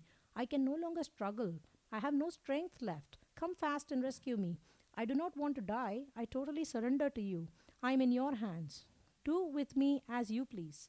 Having surrendered himself so totally to God's will, Al Drucker did not really expect that he would survive the crisis. As oxygen supply gradually depleted, he knew that he was reaching his end. At that crucial moment, suddenly the wireless receiver sprang to life. Loud and clear, words began coming in. A voice was heard. "To the distressed plane caught in storm, are you able to hear me?" It was now nearly 1 hour after Al Drucker had cried out for help into his wireless transmitter. The voice he now heard was confident and firm and reassuring. Tears flooded Al Drucker's eyes. An angel had come to his rescue. As he groped for the microphone hanging down, grabbed it, and was about to press the switch, the voice spoke again. "If you are hearing me," it said, "turn the plane 60 degrees to your right and thereafter turn to the left. I will then be able to recognize you. Don't panic. I will safely bring you down." Al Drucker followed the instructions. He was, however, not in a position to talk into the transmitter. He then heard on the receiver, "I'm now seeing you. You need not answer me. You're at the moment 75 miles from Rio Aerodrome. Calm yourself. Don't panic." If safety was within 75 miles, he could reach it in 30 minutes, provided weather was favorable. But the fuel indicator showed that he had fuel sufficient for barely 10 minutes. He was in no position to talk back or argue. He was merely doing whatever the invisible voice was telling him to do. Despite the inimical weather and the insecure situation, the voice of the wireless receiver was coming through calm and self-assured, infusing him with strength and self-confidence. At every step, it was instructing him how to control the craft. Finally, the last words were heard through his receiver. "If you proceed straight in the same direction, you will be out of the cloud cover. You will then see the Reno Aerodrome. Begin your descent. I will now take leave of you. Goodbye. Good luck." That's all. The good Smartian did not reveal his identity. Exactly 12 minutes later, Al Drucker cleared the clouds and sighted the Reno Aerodrome bathed in snow. He asked for permission to land. A few moments before touchdown, the companion in the adjoining seat opened his eyes and sat up. As soon as the plane came to the stop, a jeep drove up to receive them. The two friends got into it and were taken to the air traffic controller. In great surprise, the official asked him, "How did you arrive at this late hour? What has happened?" "Our radar gave no indication of any approaching aircraft. Until a few minutes ago, this aerodrome was in utter chaos. How did you reach here alive? How could you manage to land? It is unbelievable that you could land safely. The authorities advised Al Drucker to fly southwards Mexico as a severe snowstorm was gathering strength just then. He got his plane serviced quickly, replenished the fuel tank, and traveled by the same plane to reach the borders of Mexico. The two friends searched for some shelter. To their immense relief, they discovered that they were in Indra Devi's ashram. The whole place was brightly lit up. When they called out, nobody answered. So they opened the outer gate and cautiously made their way in. Soothing music was being played. When they neared the door, they found a small group of persons standing before a photograph of some holy person clad in red robes and were offering arti. The photograph was covered all over with vibhuti. In a flash, Al Drucker felt that there was some indefiable connection between this red-clothed holy person and the voice that had guided him to safety not long ago. Through Indra Devi, he heard about Bhagawan Sri Satya Sai's divine act of love and compassion. Within a few days thereafter, he traveled to India and reached Swami in Prashanti Nilayam. Was it Bhagavan Sri Satya Sai's voice that he had heard when caught in that terrible storm? He did not feel like asking Baba directly about it, but he saw enough instances to provide him with the right answer to his doubt. When his roommate in Puttaparthi, an Indian, described to Al Drucker his own personal experiences, he found that they too sounded exactly like his own. Al Drucker's doubts cleared completely, and he found equanimity and peace of mind.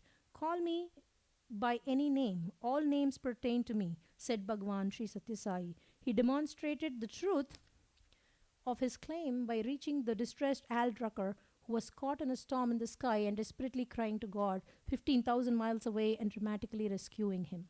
Indra Devi. Born a Russian, Indra Devi had mastered yoga from India. She discarded her original Russian name, Dr. Mrs. Kendry, and assumed the Indian name of Indra Devi. She teaches yoga in her ashram in Tecate in Mexico. When she was 60 years old, she happened to meet Howard Murphet in Madras and heard from him for the first time about Sri Satya Sai Baba. She was not particularly impressed. Once, while in Mumbai, she happened to see the treatise Bhrigu Samhita, which was in the possession of Chaya Shastri Kantilal Pandya. She looked for and found what was written in that book about herself. She read, because of the punyam accumulated in your earlier lives, you are about to have darshan of some exalted personage. Even at this moment, you are under his protection. The account further clarified. Exalted personage means God. In 1966, when she was in her 66th year, she had the darshan of Sri Satya Sai for the first time. At the very first sight, she developed strong faith and belief in Swami's divinity. Swami gave her interview and asked what would she desire to have.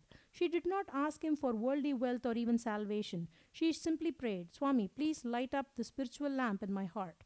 Swami materialized and gave her a locket and vibhuti and assured her, whenever you need anything, ask me. Irrespective of the physical distance between us, I will hear your prayer. I will always be with you. There occurred once a vast fire in the Mexican mountains that destroyed thousands of houses and many acres of forests. It was feared that the conflagration might consume the Sai institutions in Mexico and the USA. Unable to withstand its fury, many people abandoned homes and possessions and fled for life. Traveling by car, they reached the top of the mountain and took refuge in a house. They spent 4 hours there praying to Sai Baba. The fire raged below them all around the mountain. After it died down at last, they returned fearing the worst. To their relief and surprise, they found that the Sai Nilayam of Indra Devi was unscathed even though everything around it got completely gutted. The unscathed Nilayam, untouched by fire, stood there in all its beauty and splendor. Even the white carpet in the prayer hall remained as beautiful as ever. They felt that Baba had personally stood guard at the place and safeguarded the Nilayam.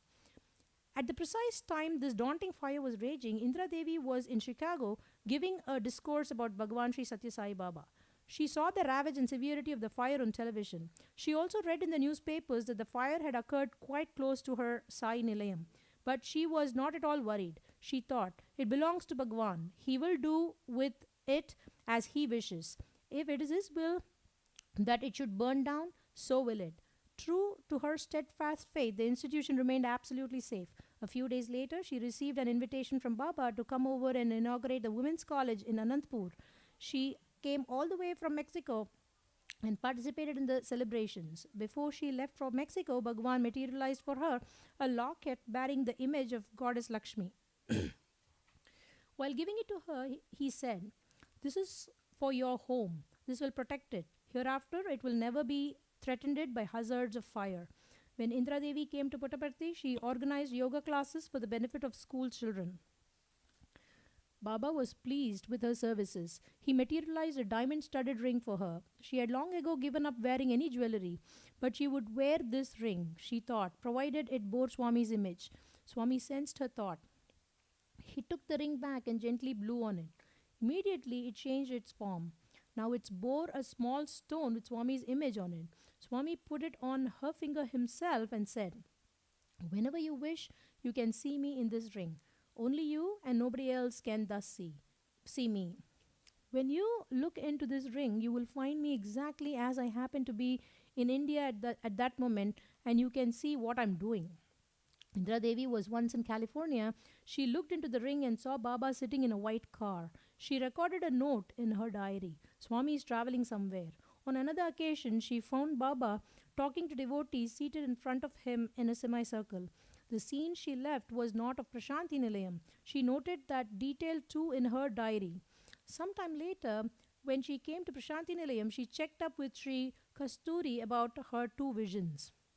He confirmed that the first one showed Swami while on tour. Indra Devi questioned, but Swami's car was not white. Sri Kasturi clarified that at that time of her vision, Swami had indeed travelled by a white car. The second vision was also explained by Sri Kasturi. It happened in far off Kerala. On 21 November 1970, in the course of the 4th All India Conference of Office Bearers of Sri Satyasai Seva Samitis held in Prashanti Nilayam, Indra Devi spoke in the presence of Bhagawan.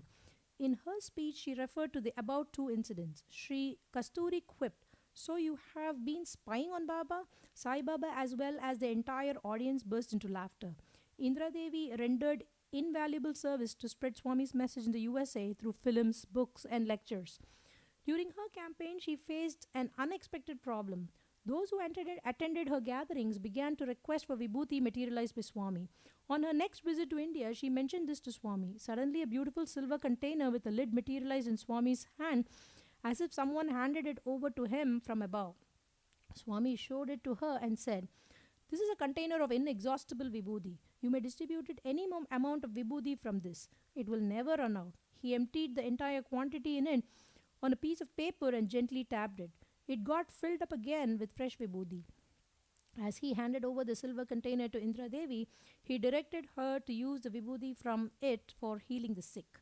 Thereafter, whenever sick persons came to her, she used to tell them about Swami's glory and give them some quantity of holy ashes.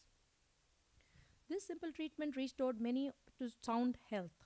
When Indra Devi came to Puttaparthi for the Shivaratri festivals in 1969, Swami invited her, Walter Cow, and his wife Elise Cowman and others into the interview room. After some discussion on spiritual masters, Swami materialized a beautiful rosary containing 108 pearls and showed it to them. Everyone was anxious to see to whom Baba would present it. Baba said, "This is no ordinary rosary. It is extremely potent. It can heal every chronic disease. This is very essential for the service which Indra Devi is doing." The precious rosary was presented by Baba to Indra Devi. She was in tears of joy. "Swami, will it heal any and every disease?" she asked. Baba replied, "Except those caused by evil, karma, deeds, inherited from earlier lives. It heals every disease. Even I will do nothing for those who suffer from inherited karma." Attendance at the Bhajans in Indra Devi's yoga center began to grow. Many of them used to press her to initiate them some sacred mantra. Unable to cope with such incidents, she once took her problem to Swami. He advised her, "The most potent of all mantras is Om. But as you know, it cannot be given to any and every person. When someone asks for initiation into mantra, look at me in your ring and ask me. Whatever mantra comes to your mind at that moment, give that to the seeker. It shall become the mantra coming from me." With these words, he granted her spiritual authority and competence to initiate devotees into holy mantra. Indra Devi was blessed thrice over. Firstly, she was blessed to be able to have Swami's darshan any time of her choice. Secondly, she was blessed with the power to heal the sick. And thirdly, and most importantly, she was blessed with the spiritual authority to initiate aspirants into mantra. She could thus control the physical well being as well as the spiritual progress of devotees, and she had also the additional privilege of accessing Bhagawan at will on her spiritual internet, if we may so describe it. It is worthy of note that Swami has not granted even one of these three blessings to any other person. Dr. Frank Baranowski. Dr. Frank Baranowski was a professor in the University of Arizona, USA. He acquired special skills in using the Kirlian camera for photographing the multicolored aura of illumination that envelops every living being, including humans. The color contrast, intensity, breadth, and depth and brightness vary from person to person and also with the bodily health and intellectual and spiritual level of the subject. While it may be about a foot deep for ordinary persons, it could extend to even 2 feet all around in the case of great thinkers, yogis, and spiritually evolved persons. This aura comprises luminosity of innumerable shades of color. When the person is quite healthy and cheerful, it will be white. When he is in mood of affection, pity, or compassion, it will be bluish. When the mood of the intense love, the color turns rosy. In anger and hatred, it becomes red. Moreover, this illumination is not ordinarily visible to the naked eye. 1 in a million might have a gift of seeing it. But with the Kirlian camera, the aura can be clearly photographed. In fact, even the changing mood of the subject can also be seen in such pictures. Dr. Bernowski used the Kirlian camera for taking photographs of auras of thousands of world leaders, kings, queens, holy persons, and religious heads. He did not come across any person with aura exceeding 2 to 2.5 feet in breadth. Dr. Bernowski had read some books about Baba in America. He heard about his divinity, but he did not form any firm faith in him. On the Christmas day of 1977, he happened to visit a home. Members of that family, being Sai devotees, were celebrating Christmas singing Sai Bhajans. Not quite relishing it, he removed himself to a room on the upper floor, put out the light, and went to bed. On a table in the room was standing a photograph of Sri Satya Sai with an unlighted candle in front of it. Even as he was looking at it, there was a little crackling sound and the candle suddenly burst into flame. Nobody had come in, no one lighted the candle. How did it get lighted? He was somewhat puzzled, and he once again looked at the photograph and saw Swami smiling at him. The very next year, that is in 1978, Dr. Bernowski came to India to participate in a conference being held in Bangalore. He made use of that opportunity to travel all over the land and to photograph with his Kirlian camera hundreds of yogis and holy persons. In no case did the aura exceed 2 feet in breadth. One morning, he saw Swami for the first time in Whitefield early at 5 a.m. When he set eyes on Baba, he was stunned. The effulgence around Swami was beyond his wildest imagination. It extended beyond 40 feet. As devotees went on singing bhajans, it was spreading further and further, enveloping the whole building and the thousands of devotees gathered there. It was so bright that Bernowski looked all around him to check up whether it was caused by the numerous mercury vapor lamps around. As Swami moved, the shimmering envelope of the luminescence also moved like a living, vibrant sheath. He concluded that it must be integral to Swami and must be emanating from him only. Summer classes were being conducted at that time, so Bernowski could watch Swami continuously for 3 to 4 days. One day, Swami called upon him to address the gathering. Bernowski described his unparalleled experience. I'm a scientist. I'm basically a Christian, but my faith in that religion is not particularly intense. By means of this Kirlian camera, I investigated 15,000 eminent persons in every walk of life all over the world. But here I have discovered something I never met with anywhere else. The illumination radiated by Baba is of spectacular rosy color, which is characteristic of the most intense, the deepest, the most selfless love. What is also unique is that his aura spreads and submerges not merely this audience hall, but far beyond, as far as I can see, like a flood of light. It is effulging everything. This rosy luminescence is also displaying silver and gold streaks, intensely bright and perfectly clear. Here is a fantastic spectacle which I have never encountered till now. Swami is the full embodiment of love, Sampurna Prema Murti. When Swami comes near us and touches us, that effulgence is flowing into us also. We are getting immersed in that mighty stream of ethereal glow.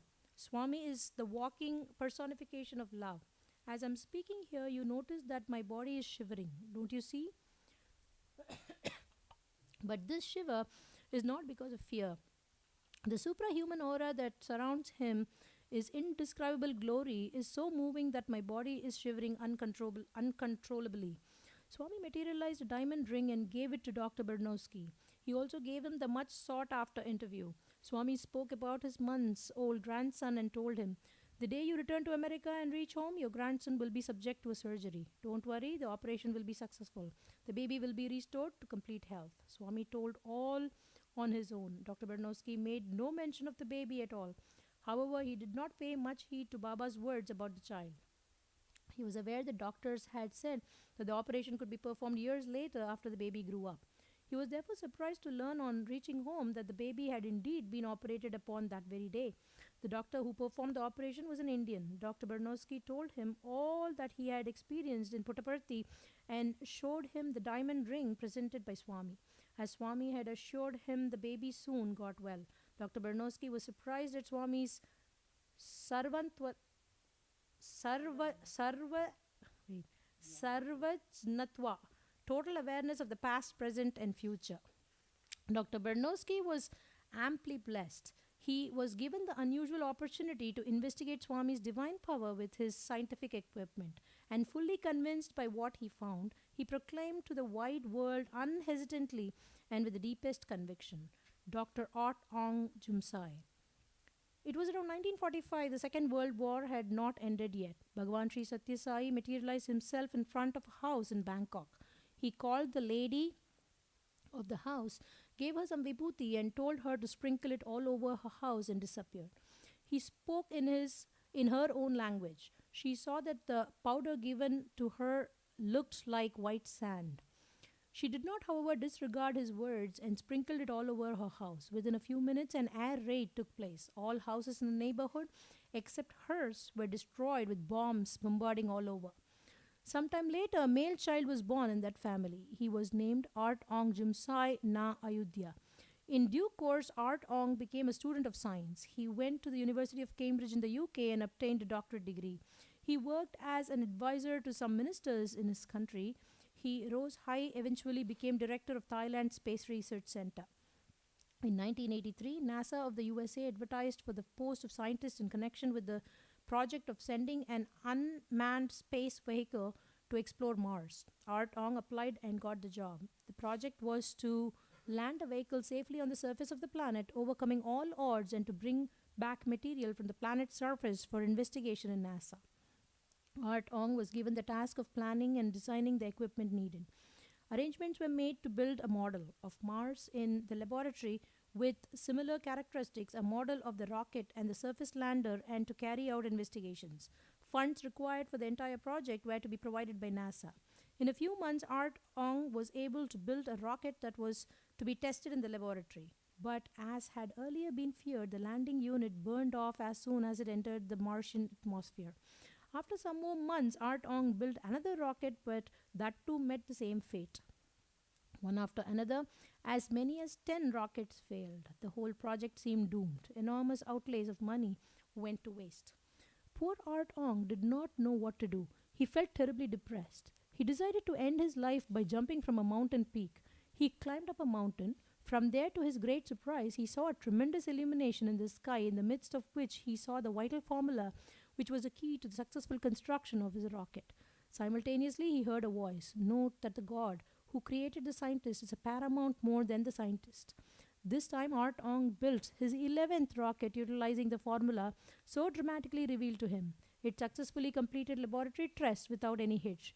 A life-size rocket, which was named Viking, was readied and in due course launched.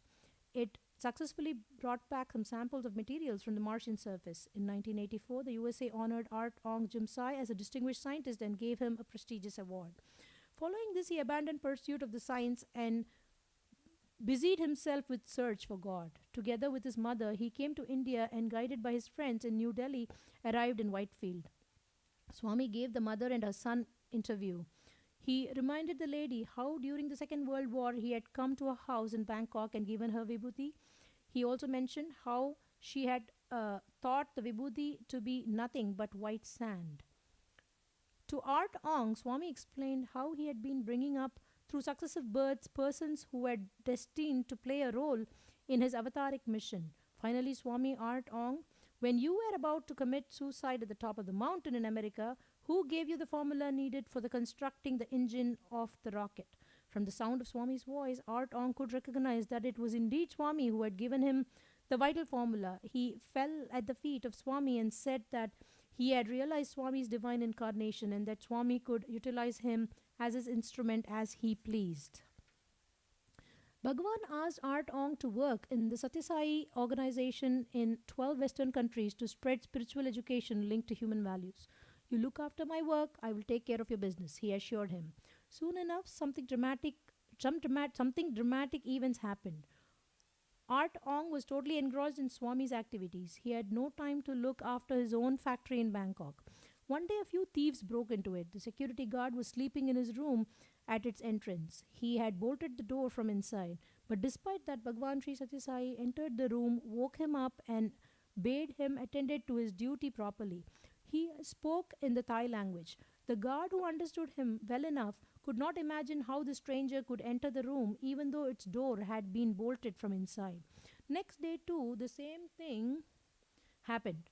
On the third day, the head of the factory, Art Ong, arrived, and the security guard told him everything that happened, apologized for his lapse, and added that whole incident was quite baffling and inexplicable. He then noticed that decorated photograph of Bhagavan Sri Satyasai in Art Ong's room. He told his master that it was the same person who entered the guard room in the night and alerted him. A few days later, Art Ong arrived at Prashanti Nilayam. Just then, Bhagavan was giving a discourse on the need for linking educational systems with human values. In the middle of his discourse, he announced, "There Art Ong Jimsai is now coming in. He will tell us about his experiences," and invited him to the dais. In his talk, Art Ong described how thieves broke into the Bangkok factory one night, how Swami entered the guard room, which had been bolted from inside, and woke up the guard, and how Swami saved his factory. Swami smiled and remarked, "Did I not tell you? Look after my work, I will take care of your business." From that day, with renewed dedication and with stronger faith, Dr. R. Tong Jimsai, the distinguished scientist, had been fulfilling himself through serving the divine mission of Bhagavan, disseminating the nectar sweet spiritual precepts of Swami in the West. In 1998, Dr. R. Tong started the Institute of Satyasai Education in Bangkok to propagate the ideas of Sri Satyasai education in human values. The institute has organized an international conference in September 2000 on strengthening value education in Prashanti Nilayam, in which 650 educators from as many as 78 countries of the world participated. Swami blessed several participants not only with valuable diamond rings but also with several inspiring addresses. Be happy, that is the only thing I ask of you. John Sinclair was a multi-millionaire belonging to the state of Connecticut in the USA. At one stage of his life, he was caught in a maze of business problems that destroyed his mental peace.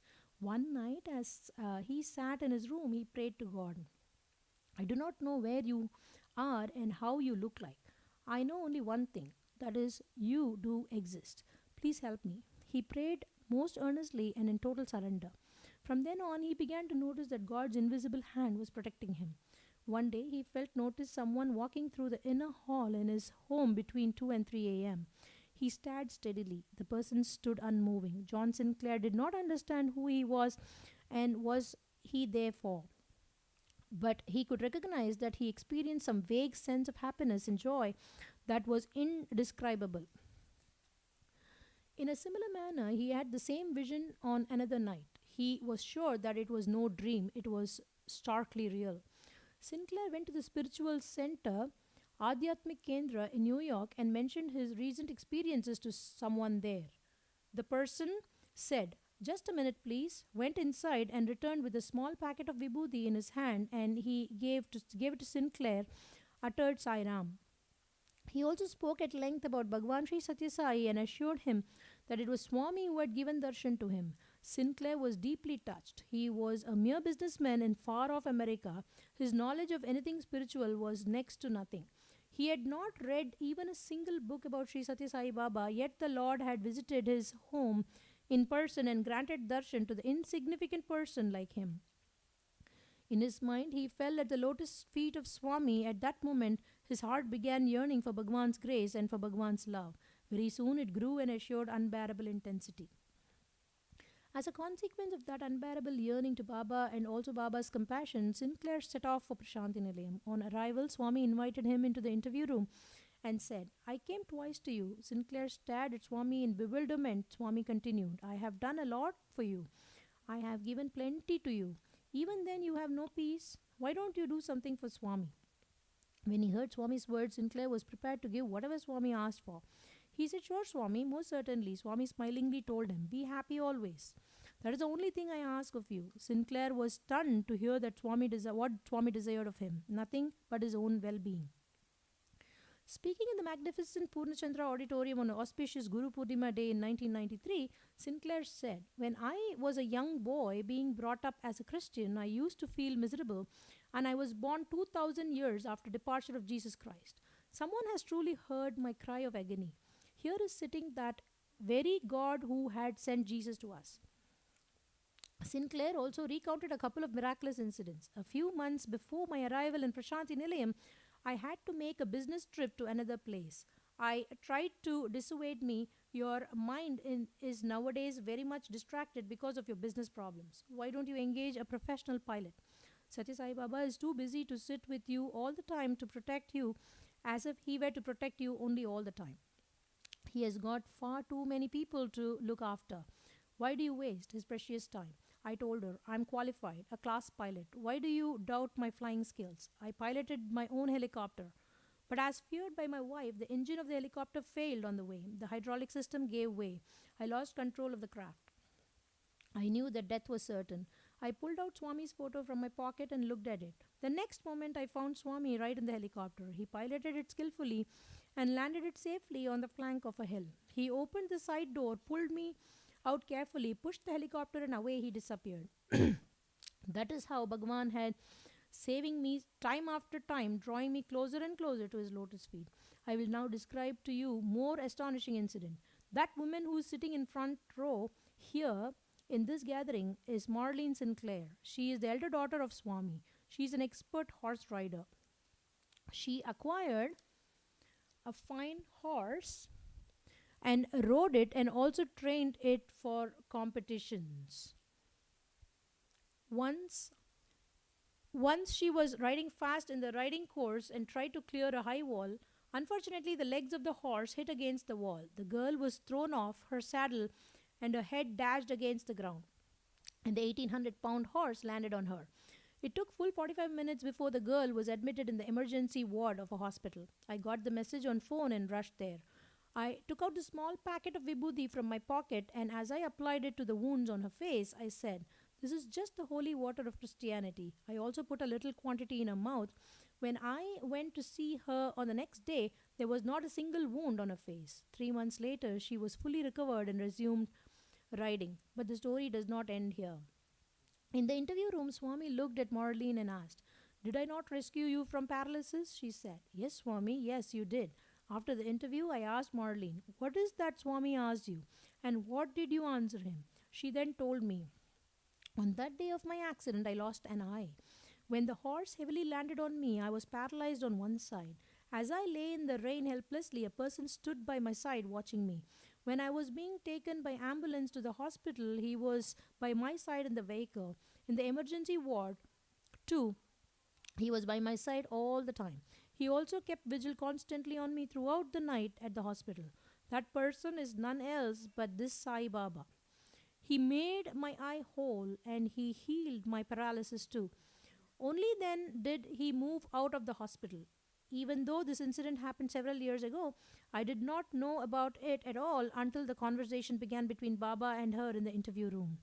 This is an excellent instance to show that Swami is much more intimate than even one's mother and father.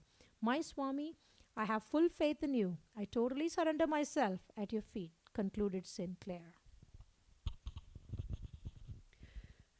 Jagadishan. He was working as Deputy Director General in the Industrial Development Authority, Government of Malaysia. Whenever he spoke about Swami, he used to be contemptuous, malicious, and vile-tongued in criticizing him. His name is Jagadishan. Once it so happened that Jagadishan went to the home of his mother-in-law. He saw Swami's photograph in her room. He was virulent in his condemnation of Swami. For 2 long hours, he riled and ranted and finally said to the picture, "If you really possess all those divine powers as claimed by these people, show me proof thereof. Only then will I believe these fairy tales." He did not realize that he had literally thrown a challenge to Bhagawan Baba. No sooner had he said these words than Vibhuti appeared on that photograph, the picture that had provoked his ire. He felt as if lightning had struck him. He realized that in this world of scientific thought, there was something transcending science, something incomprehensible to science. 4 months later, Jagadishan visited India and traveled to Prashantinilayam. In the audience hall, Swami neared him and gently moved his loving lips. "Malaysia?" Surprised and wondering how Swami knew that he came from Malaysia, he answered, "Yes, sir." Swami invited him into the interview room. Jagadishan was now 32, but somehow felt as if he was a boy of 7 sitting with his father. The fatherly affection and love of Swami melted his heart. Copious tears flowed down his cheeks. He had believed in Swami only for a mere 4 months now. Earlier to that, he had nothing but utter contempt for him. His vileness during that dark period was hanging heavy in his heart, and he could no longer hide his misery. He decided to make a clean breast of it. "Swami," he cried, "please forgive me. Till 4 months ago, I had never believed in you." Bhagavan shook his index finger from left to right and again to left and smilingly said, "Ha ha, you were not a mere non-believer. You strongly opposed. You were a strong opposition." Jagadishan collapsed in grief and shame. He fell at Baba's lotus feet and began literally weeping. Swami held his shoulder and slowly raised him. "Don't cry, Bangaru. Don't cry. Swami knows everything." Nowadays, at Swami's suggestion, he is functioning as the central coordinator for the Satyasai organizations in the East and fulfilling his destiny in the service of the Sai spiritual mission.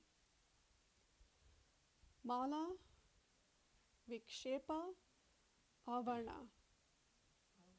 Avarna.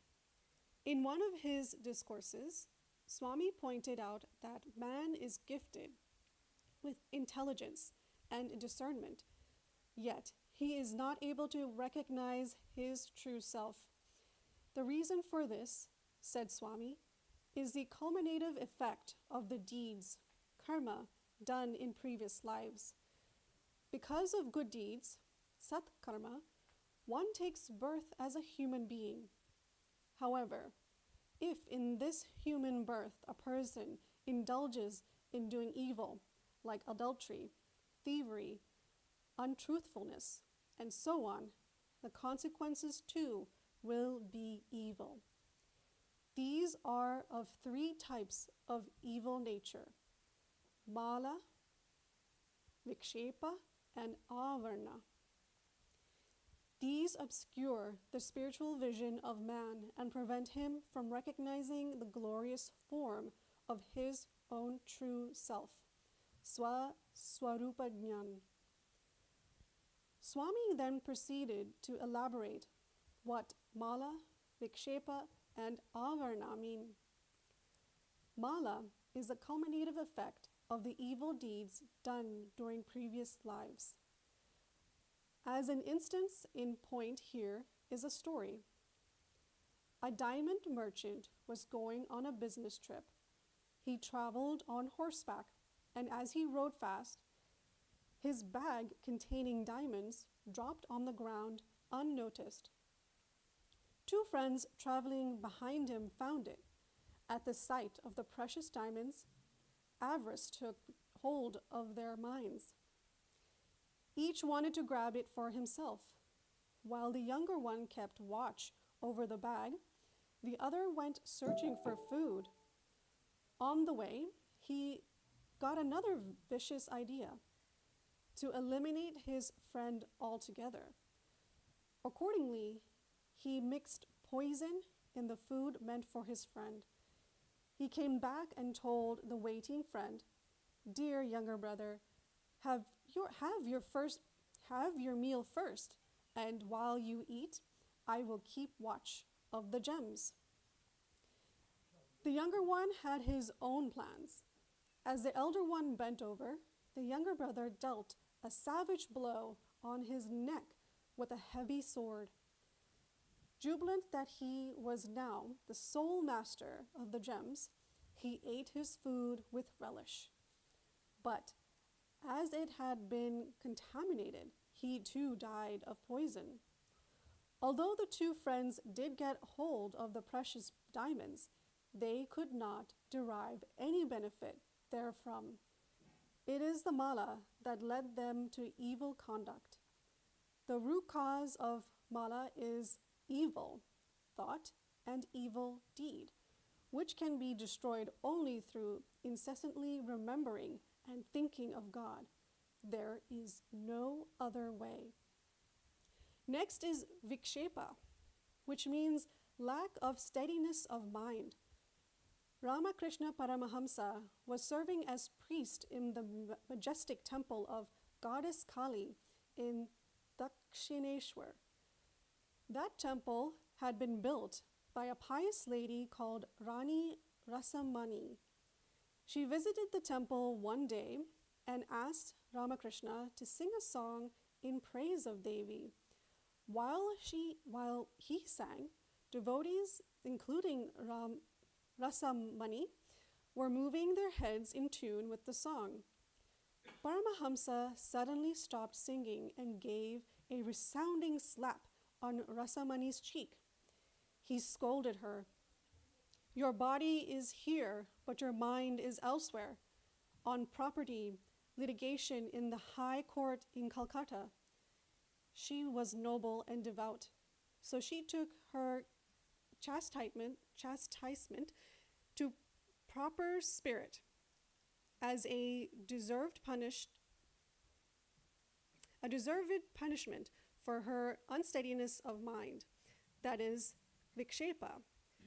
To distance mind from vikshepa, there is only one way: relentless practice of concentration and single-mindedness.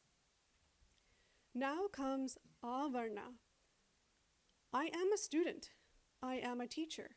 I am a Brahmin. I am a kshatriya. I am a woman. I am a man, and so on. In this manner, a person falls into delusion. I am this body. Ignorance, ajnan, of this kind is avarna. If you meditate deeply and with discernment, vivek, you will soon realize that you are neither a student, nor a teacher, nor a Brahmin, nor a kshatriya, or a female, nor a male. The reality, the truth is, you are the embodiment of Atma. To recognize this reality is to get over avarna. A pregnant tigress was crossing a river when she suddenly gave birth to a cub. The mother was swept away by the rushing waters, but the cub reached dry ground somewhere downstream and joined a herd of sheep. Mixing with the sheep day after day, in the course of time, it totally forgot its true identity as a tiger. It ate grass as the sheep did. It bleated like the sheep. It completely lost consciousness of its natural and inherent strength and capability. Sometime later, a tiger attacked the herd and noticed the tiger cub in the midst of the herd and was surprised to see it behaving just like a sheep. The tiger caught hold of the cub and dragged it to the water pool. It pointed to the cub's image of the water. Look, you are not a sheep. You are a tiger. Recognize your true identity. Only then could the cub learn the truth. The only way to remove avarna is through total surrender to God. Daivarpana. In his discourses, Swami addresses us as Divya Atma Swarupalara, embodiments of the divine Atma. He is thus time and again reminding us of our true identity. He is constantly exhorting to each one of us, you are not merely a body of flesh and blood, you are the embodiment of Atma. We realize that mala, vikshepa, and avarna can be got rid of by constantly having Swami's name dance on our tongues. That is, by chanting his name all the time, firmly sitting Swami on the altar of our heart, and leading spiritual, pure lives with the spiritual enlightenment Swami is blessing us with. Humble homage to the lotus feet of Bhagawan Sri Satyasai. Om Sri Satyasai Parabrahmane Namaha. Shanti, Shanti, Shantihi. End of chapter 14. Chapter 15. I am aware of the past, the present, and the future of everyone. You may think that it is a marvelous phenomenon that the Supreme Being should come down to earth in human form. But if you are in my position, you will not be so wonderstruck. I am fully aware of the past, the present, and the future of every one of you. That is why I do not get overwhelmed with pity.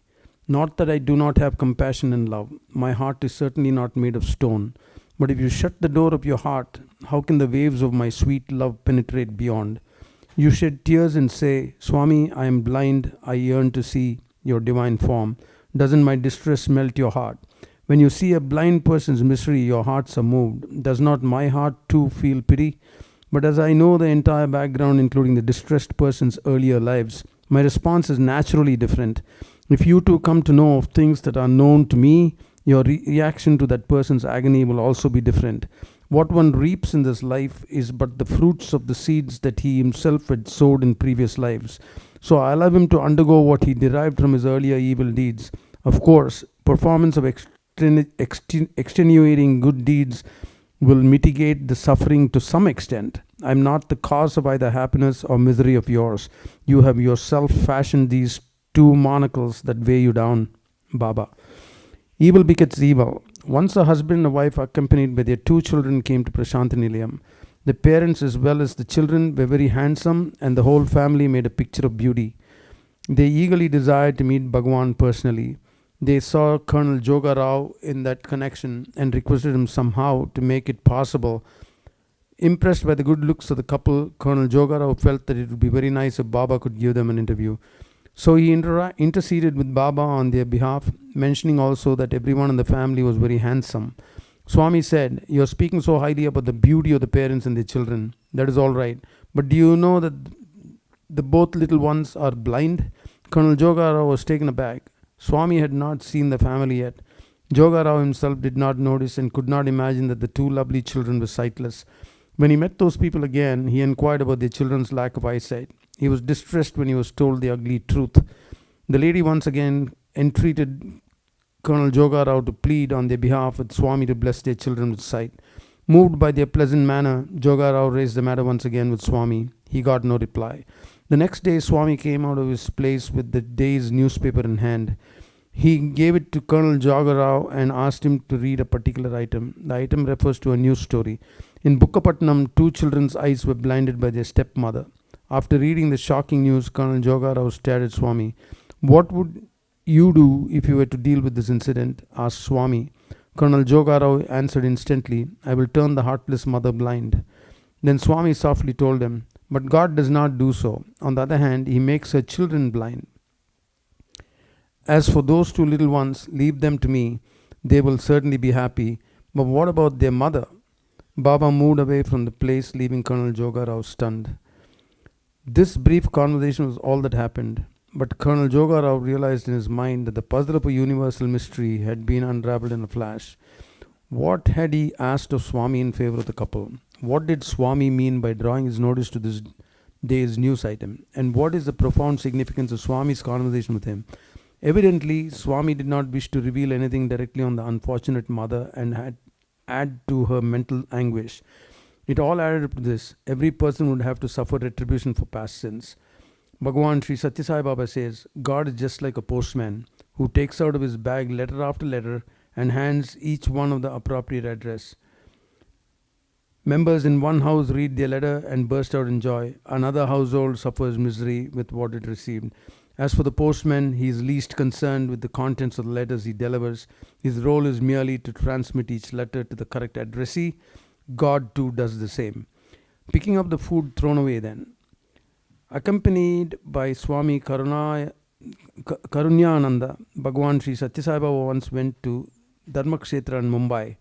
He stayed in his apartment on the upper floor while Karunyananda was given a room situated on the ground floor right beneath Baba's room. Some prominent persons in Mumbai were coming to meet Bhagawan. The staircase they used was adjoining the ground floor room, and to avoid being disturbed, Karunyananda bolted his door from inside. As he looked out from his window, he saw a very disturbing scene. Just outside the compound wall, some children were vying with stray dogs to grab crumbs of food from discarded leaf plates. The scene filled him with surprise as well as distress. This is the age when God Himself has incarnated on this earth and is moving in flesh and blood among human beings. What's more, on that very day, He was present right in that very building. Is it not ironical that the human beings were to fight with street dogs for snatching a few discarded crumbs of food? Just as these thoughts passed through his mind, there was a gentle touch on his shoulder. He turned around and found Sri Satya Sai smiling and looking into his eyes. Karunyananda was flustered and said, Swami, I bolted my door from inside. How could you enter the room? Baba countered, if I want to come in, can bolts stand in my way? I have come to take you for meals. Then Karunyananda told Baba about what was agitating his mind. Swami, I am troubled by a small doubt. You are God incarnate and right now present here bodily. And just look there, behind the wall. Children are fighting with street dogs for picking up mean crumbs of food from the garbage. How come, Swami? Bhagawan explained patiently. They had spent their earlier lives in ease and luxury. They disdainfully ate from tables laden heavily with every kind of rich food, pecking a little from this and a little from that plate. They threw away much more than they ever ate, contemptuously discarding precious food.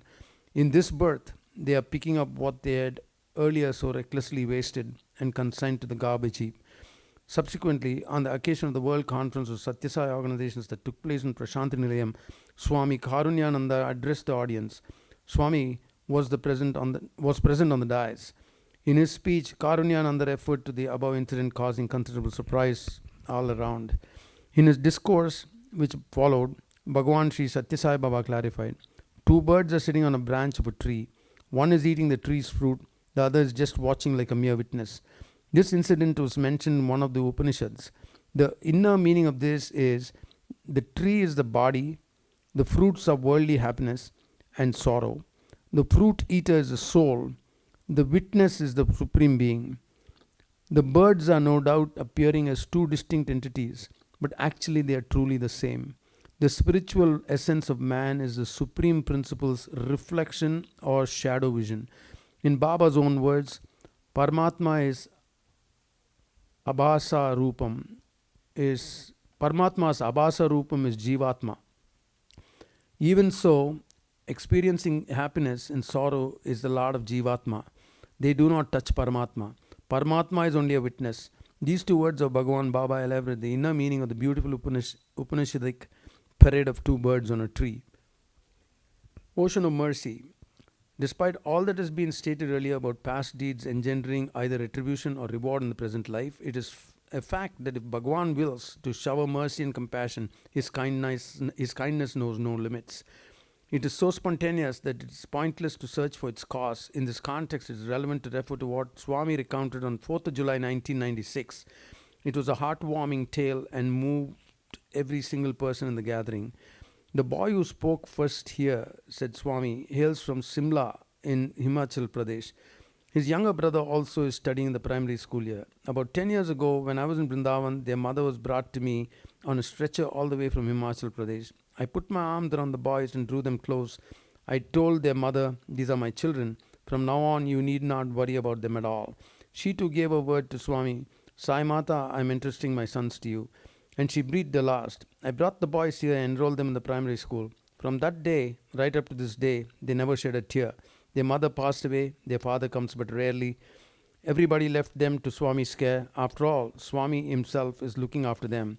That is exactly what Sharanagati means, total surrender. I see these boys morning and evening every day and inquire about their welfare. They never experience, even for a moment, the misery of losing their mother. One day, the lady of the warden hostel brought the younger boy to me, saying that he was grieving for his mother, weeping for her, and refusing to eat. He was then 5 years old and was in the first standard. I took him to the interview room, put a ring on his finger, did this and that to amuse him until he forgot his grief and became cheerful. Ever since, he is always seen smiling and laughing. Children's hearts are pure and clear like a crystal. This shows how much courage and strength love can bestow on their loved ones. Could these boys have been so content and cheerful anywhere else? They're so full of happiness and joy because they're with Swami. Swami's love is not one mother's love, but the love of 1,000 mothers. I personally look after every single detail. Unable to understand this, you worry. Swami has not looked at me or talked to me. Despite innumerable responsibilities that I shoulder, I find time to look after and inquire about every single child. The boy who has spoken a little earlier said, as you all heard, "I lost only a single mother, but I've gained the motherly love of 1,000 mothers."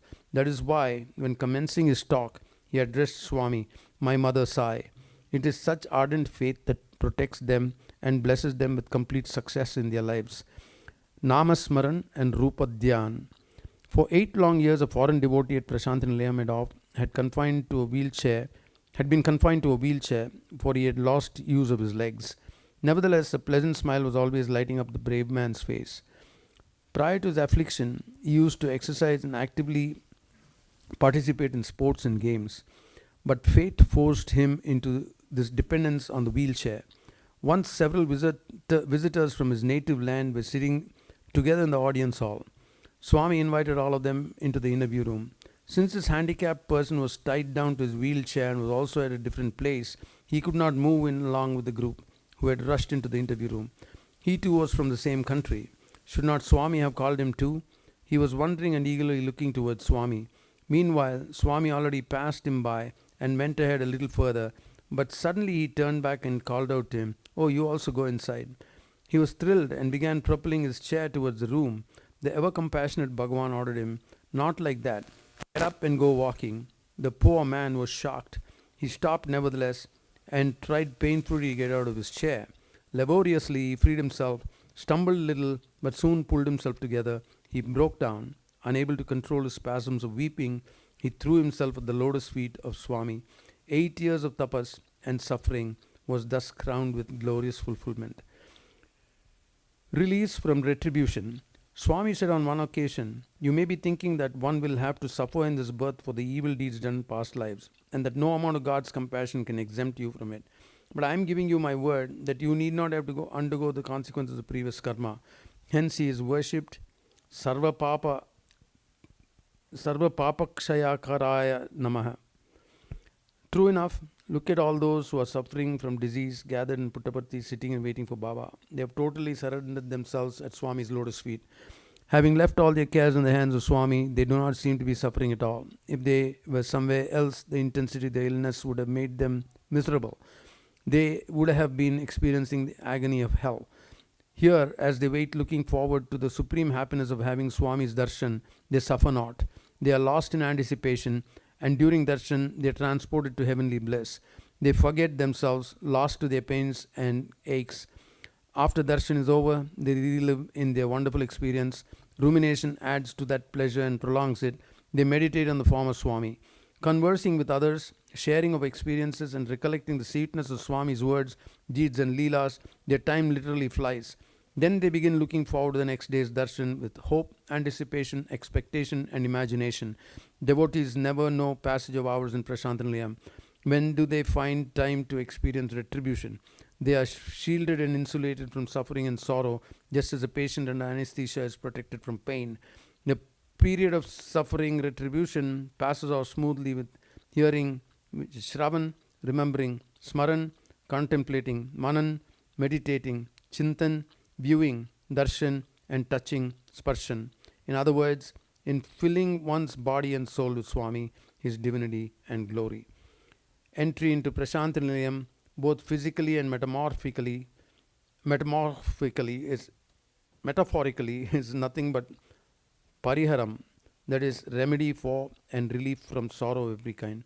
Om Shri Satyasai Parabrahmane Namaha. Shanti, Shanti, Shanti. Chapter 16, Significance of Namasmaran. Hare Nama, Hare Nama, Hare Nama, Aiva Kevalam, Kalo Nastiva, Nastiva, Bhakti Anyata. Chanting of Lord's name is the only way to liberation in the coming age. God's name only will redeem us.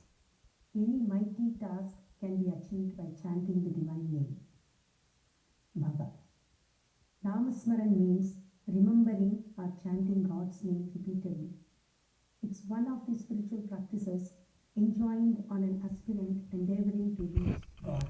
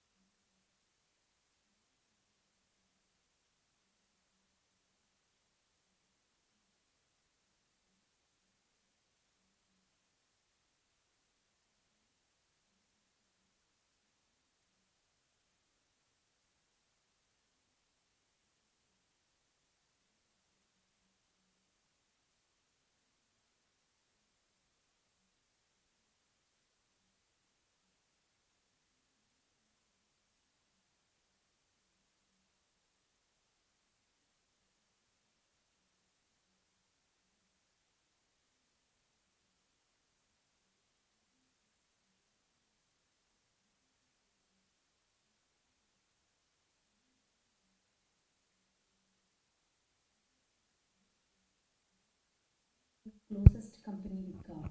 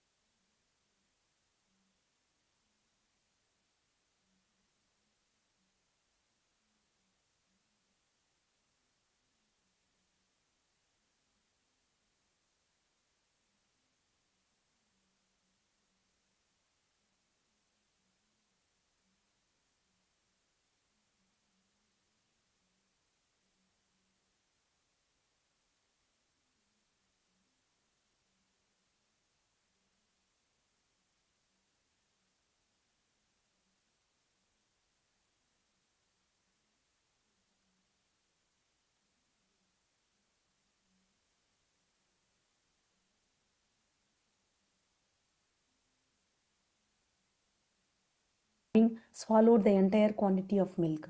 Overcome by shame and desperation, Shankara wept. Moved by his distress again, the merciful Devi filled the container full with milk. She did not pour milk from her hand. The milk that she gave came directly from the Divine Mother's breast. Shankara agonized prayer was thus amply fulfilled by the mother. An exactly similar incident happened very recently, which Swami narrated as follows. A person who is now here among you suddenly cried out, Swami, in an excited and loud voice. I sense the distress, faith, and earning in that cry. What happened was that the sari of his wife had caught fire. Flames raged. Stunned by terror, she could not remember me. The husband was helpless and desperate and cried out for me. Their place is 200 miles away from here. The moment I heard the call, I was there and put out the flames before much harm could be done. What drew me there was the deep anguish in that cry.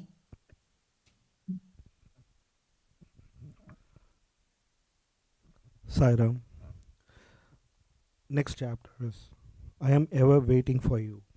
One day, Swami's public audience, a devotee was continuously calling him in great anguish. Swami, Swami. Swami noticed him and invited him into the interview room. He was longing for Swami's love, for Swami's divine proximity, and for an opportunity of conversing with Swami. Swami entered the room, closed the door, and was bolting it. The devotee could not hold himself any longer. He blurted out, Swami, I have been waiting for you for the last 3 weeks. For 3 long weeks, Swami. Swami turned round and said affectionately, Bangaru, do you know for how many years I have been waiting for you? The man was thunderstruck. Bhagawan, actually waiting? For him, he was overwhelmed at the thought. Unable to bear the impact of flood of Baba's love, he started weeping. Yes, it is a fact that Swami is waiting every moment for each one of us, wondering when will he come, when. He says, whenever you come to me, Bangaru, you will find me awaiting your arrival. But the devotees excused themselves, Swami, I cannot come just now. I am deeply entangled in many things. I find myself enslaved. I am unable to come at present Swami. Bhagavan is indulgent. He reassures his devotees. Don't worry at all, Bangaru. It does not matter when you will be able to come. Take your own time. But so far as I am concerned, I will always be awaiting you. That arrival may take several lifetimes or births even. Several devotees plead for a personal interview with Swami. Swami, Swami, interview please. They cry out. He answers, wait, wait. It does not mean merely that they should await their turn. It also means they are too weighty, too heavy. They have to long for many more days or even many more years in some cases. They have to suffer the agony of not being called to his presence. After they undergo some tapas, after some penance, Swami invites them for interview. This is to say, the seeker should first lose weight through austerity, self-mortification, incessant namasmaran and meditation on Swami. He has to unburden himself of the load of evils like attachment and hatred which are weighing him down. When the devotee prepares himself in this manner, when the burden of weight is shed and he becomes light, Swami would certainly invite him to come close to him. Swami himself explained this in a different manner. He said, the more you come close to me, the more you earn my love. You become more likely to burn. When will the burn be all our evils, effects and impurities? Such a burning leads to spiritual purification, to refinement. As the process of burning is accompanied by Swami's love, which acts as a shield, the aspirant is able to withstand the fiery ordeal. The oppressed are my children. When Sri Kasturi was principal of a college in Devangiri, Karnataka, he had an attendant called Anantappa. That man had great devotion for Swami. He would gather puja materials like flowers, fruit, joss sticks and camphor needed for the bhajans in his master's home. To ensure that they were of the best quality, he would scout the entire market shop by shop. Standing in front of Swami's picture in the house, he would implore him most pitiably to let a flower drop into his hand. He would be alone in front of Swami's picture conversing with him. When a faded garland removed from Swami's image was given to him, he would treat it as a holy prasadam. One day Swami gave one of his photographs, a large one, to Sri Kasturi and told him, take this to Davangiri and place it in Anantappa's temple. Anantappa's humble shandy truly became a temple by Baba's word. Vibhuti was dropping out of that photograph and countless people came seeking it. Once Swami remarked also that Anantappa was like Vibhishana in Sri Lanka. The husband of Anantappa's younger daughter was working in the Department of Railways in Mysore. The couple stayed in an obscure house in Bangalore. That fellow was of suspicious nature. He doubted even his wife's chastity. He harassed her incessantly. She was confined to a room like a prisoner. Nobody could intervene and bring him to the path of reason. Unable to put up with such persecution, the poor woman implored her husband to take her to Sri Satya Sai Baba in Puttaparthi. If Baba declared him to be chaste, she said, her husband would let her be in peace. Otherwise, she would end her life in Puttaparthi itself. Anantappa, his wife, their daughter and son-in-law travelled to Puttaparthi. Swami was all kindness. He invited them into the interview room and told Anantapa's son-in-law, "Your wife is illustrious and as pure as Sita, wife of Lord Sri Rama. She is like goddess Parvati, consort of Lord Shiva." He tried to reason with him, but the fellow did not relish Swami's words and became abusive. Swami threw him out and closed the door on him. He advised Anantappa not to worry. He also assured him that man would surely mend his ways soon and live in happiness with his wife. On the way back, they reached Penukonda late in the night. They sat in the railway station awaiting the midnight train from Guntakal. Anantappa's son-in-law went on blabbering and rubbishing holy men and mendicants. Anantappa was distressed because the man had not obviously changed his evil ways.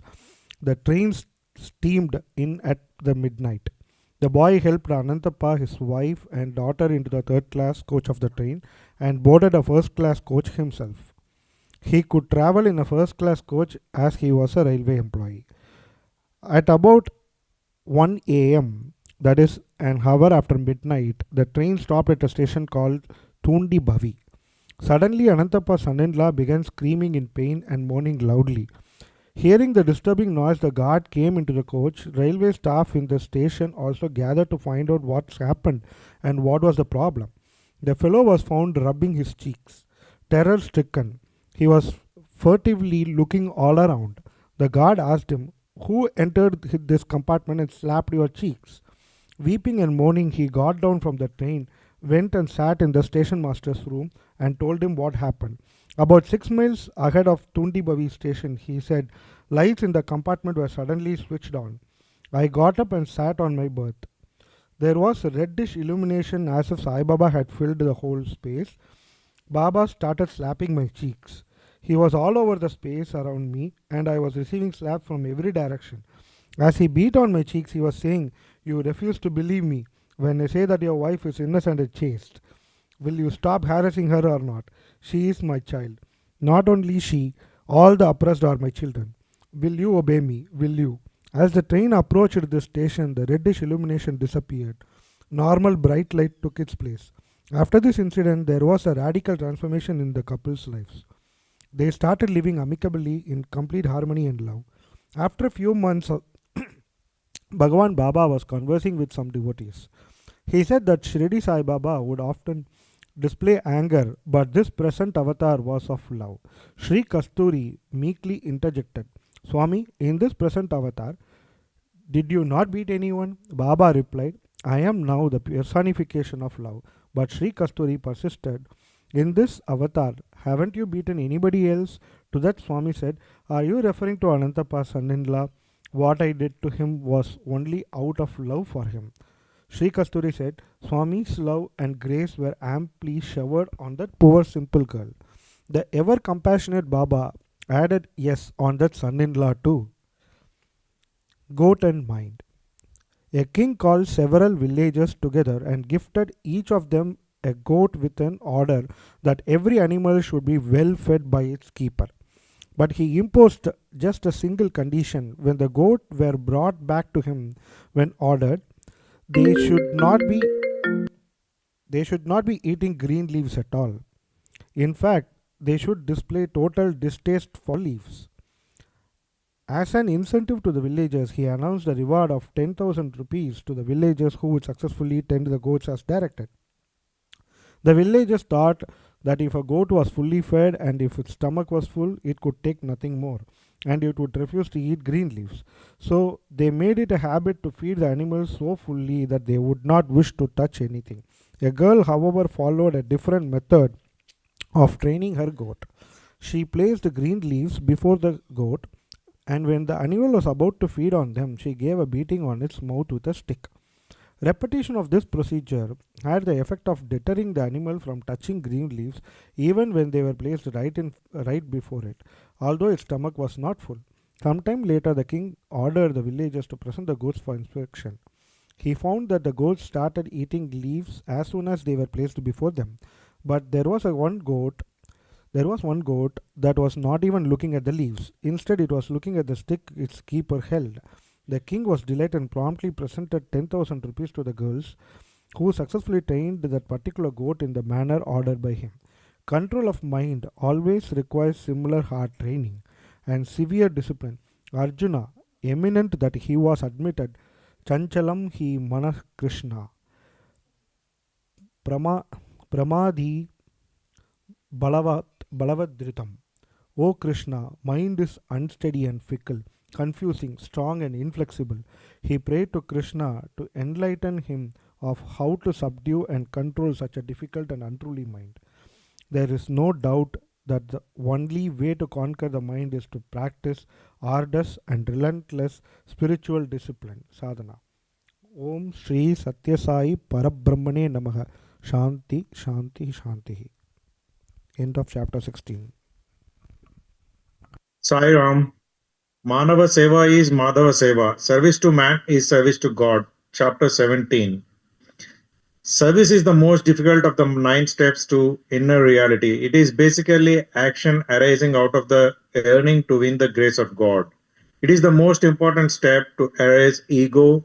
Through service alone can man can attain mastery of senses, the passions and predilections, and though that reach divinity itself. I have come to teach you the proper attitude of service, for love expresses as service, and God is love.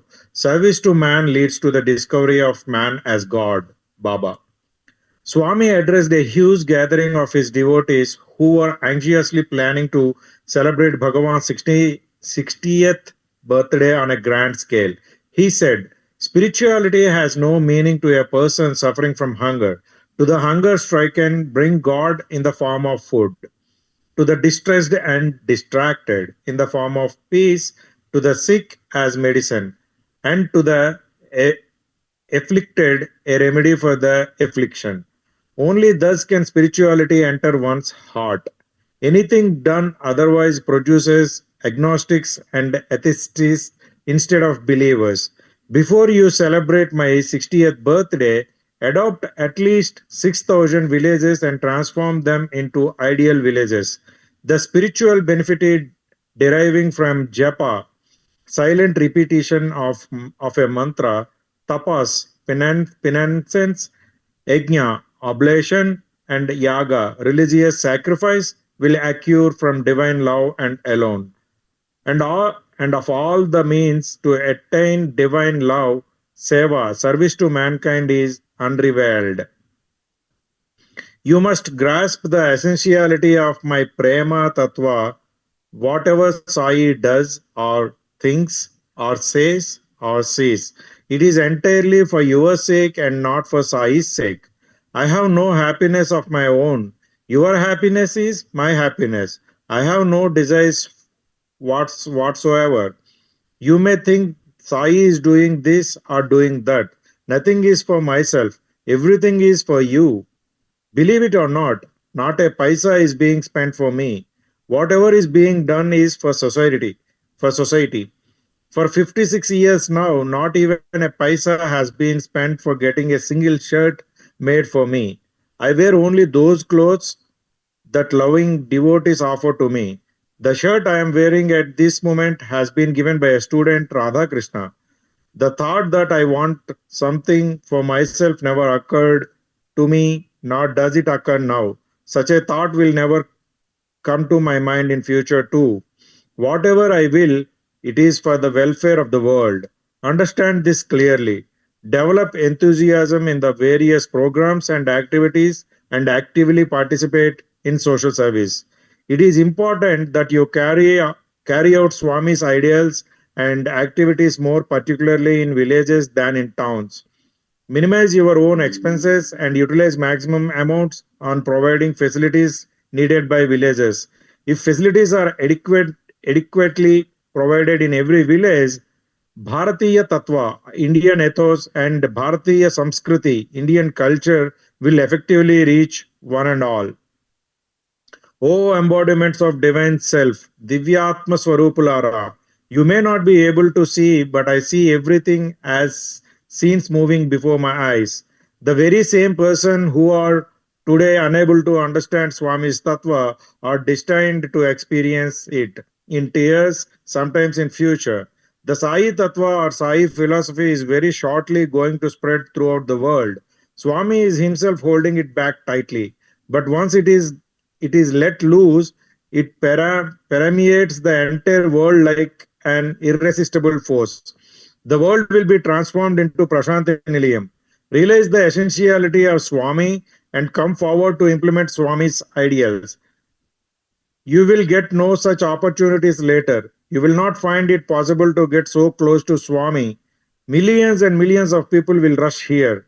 Those days are coming very soon. So, from this day onwards, try to earn Swami's love and compassion and fulfill your lives by taking up suitable activities in the service of the mankind.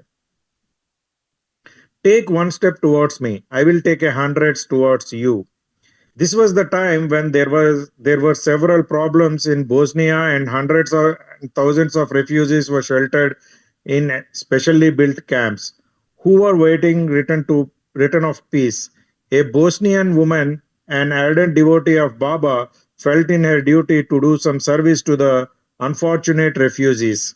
She carried basket of breads and packets of biscuits in her van over a long distance and distributed them in the camps. She also gave each of them a packet of vibhuti and a photograph of Swami. While eating, they were looking at Swami's photograph and talking among themselves in their own language. She could not follow that. What they talked to each other, she was inquisitive to know in particular what they said while looking at Swami's image. She therefore sought help from the driver of her van. He went to them and returned after a while. He told her that what they were saying to each other. This man in the picture has been giving us bread and biscuits every day, but today apparently he gave them to her and asked her to distribute them. She was very much surprised to hear these words. In a meeting held during the summer training classes in Brindavan in 1996, that Bosnian woman was permitted by Swamis to speak. She narrated the above incident and added, if we take one step forward for doing good, Swami will be there ahead of us all the time. Hanuman and Vibhishan in discourse. Vanaras of Ramayana were born as monkeys. Nevertheless, they served God as humble servants and gained relief from the cycle of birth and death, having been blessed with the good fortune of seeing God in their midst. Human beings are by no means inferior to Vanaras. When they not devote their lives to worship of God and meditation. It is not enough to remember Smaran God. One should enter heart and soul into divine activity. Hanuman and Vibhishan became good friends. One day Vibhishan approached Hanuman in great distress and said, Hanuman, how fortunate you are. Every day you do smaran of Lord Rama and have fully earned Lord Rama's grace. No doubt I too have been doing smaran of Sri Rama for a long time, but I am not blessed with the opportunity of seeing Lord Sri Rama darshan. Hanuman explained the position. You are not doubt doing smaran of Sri Rama, but did you ever participate in Sri Rama's activities?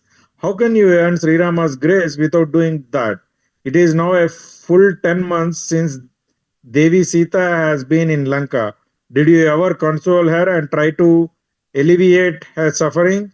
Did you meet her and have her darshan even once? Did you ever think of some way to relieve her agony? If you had done any of this, it would have amounted to service to Lord Rama. You have failed to avail of the fine opportunity that has come your way. As for me, I have dedicated my life to chanting Sri Rama's name with my mouth and doing Lord Rama's work with my hands. While describing the above discourse between the two devotees of Lord Rama, Bhagawan Satyasai concluded, therefore, our conduct should always be Ram in heart, calm. That means work service in hand, Dil mein Ram, Haath mein Kaam. Life dedicated in these two principles is truly fulfilled. Sarthak. Bhagawan Baba once said, "You are not doing service for others, you are doing it for yourselves to the God in you, the God who is equally present in others. Service leads to heaven." Bhagavan Sri Satyasai attaches immense value to willing and selfless service. In fact, he declared that it is the most supreme of all spiritual efforts, sadhana, he said. Many distressed persons flock to Prasanthi Nilayam, having lost their peace of mind due to various problems. Among them are some persons who are bodily and mentally ill. My job is to treat everyone while the doctor finishes the principal treatment. Nurses, compounders, and attendants take over and do the rest of the job. In the same way, I am providing you volunteers, opportunities of service. No karmana, no prajna, dhanena, no prajaya dhanena, त्यागनैकेन अमृतत्व manusha. Neither spiritual deeds as ordained by scriptures, not begetting worthy offspring, nor earnings wealth will confer relief from the cycle of birth and death. Sacrifice alone can bring immortality, amrutatva. This is the truth proclaimed by the Vedas. Mental readiness to do sacrifice, tyaga buddhi, coupled with absolute selflessness, should mark one's service. That is the only highway to reach Paramapada, God's abode. Service, seva occupies the most exalted position among all kinds of sadhana.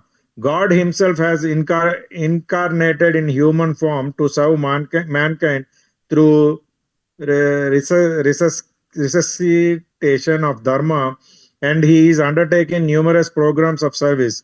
In such a situation, if man too comes forward to dedicate himself to selfless service, there can be no doubt that God's grace will be assured. It is not necessary that service should be confined only to the precincts of Prasanthi Nilayam. Serve the suffering, the poor and the needy, whoever you find them, in your village or the place to which you go on pilgrimage or anywhere else, and at any time. Normally, water by itself costs nothing, but combined with milk, the same water gains in value. In the same manner, if you add a bit of your service to any of the holy activities of Swami, your contribution acquires greater weight and significance. Once Lord Krishna asked his poet saint devotee Suradas what would he desire to have, and he quickly added, "Leave it. Will you agree to be my servitor?" Suradas humbly replied, "Krishna, if I become your servant, it may generate ego in me. Moreover, what service can I do to you?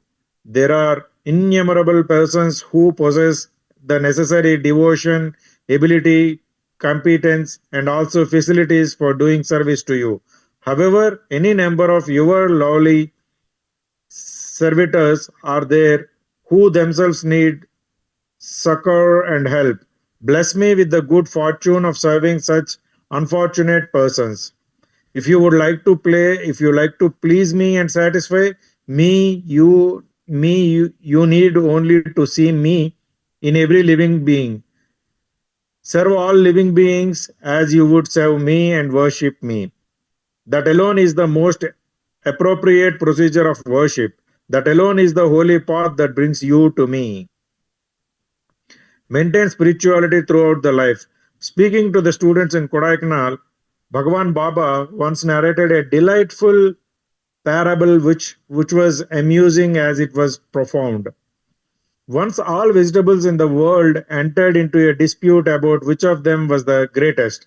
Unable to come an agreement, they prayed to Lord Brahma, Lord Sri Mahavishnu, and Lord Maheshwara to intercede and decide. Responding to their prayers, the three gods came down to earth. They heard every vegetable with all the sympathy, patience, and understanding that the sensitivity issue deserved. Finally, they decided that a particular vegetable was the greatest. What is that? The humble onion. All other vegetables are astounded. Each of them possessed admirable qualities. How could these gods decide that onion was the greatest? Sensing their grievance, the gods spoke up. They said, "There is no doubt that all of you possess commendable qualities, but onion has one additional and special trait which none of you can boast of. That is to retain the same smell unchanged throughout the life. That is why we have decided in its favor. Be like the onion, whether you are happy or unhappy, comfortable or suffering. Never abandon your trait of being devoted to God." This explanation satisfied all the aggrieved vegetables. Softly stroking this bird, Lord Brahma wished the winner, "As long as I exist, may you possess a bird like me." If you look closely at an onion, you will find a thin bird adorning it. Lord Vishnu blessed the onion. Cut vertically, you will display one of my insignia, the Shankha, conch shell. Cut horizontally, you will reveal another of my insignia, the Chakra, disc. Cut an onion and you will notice this. Lord Shiva blessed it. "I will give you a guarantee. Anyone trying to harm you is condemned to Kshatriyas. This too is well within the experience of everybody." The simple tale of the humble vegetable conveys a profound truth. A person who possesses staunch, unwavering devotion to God is supreme.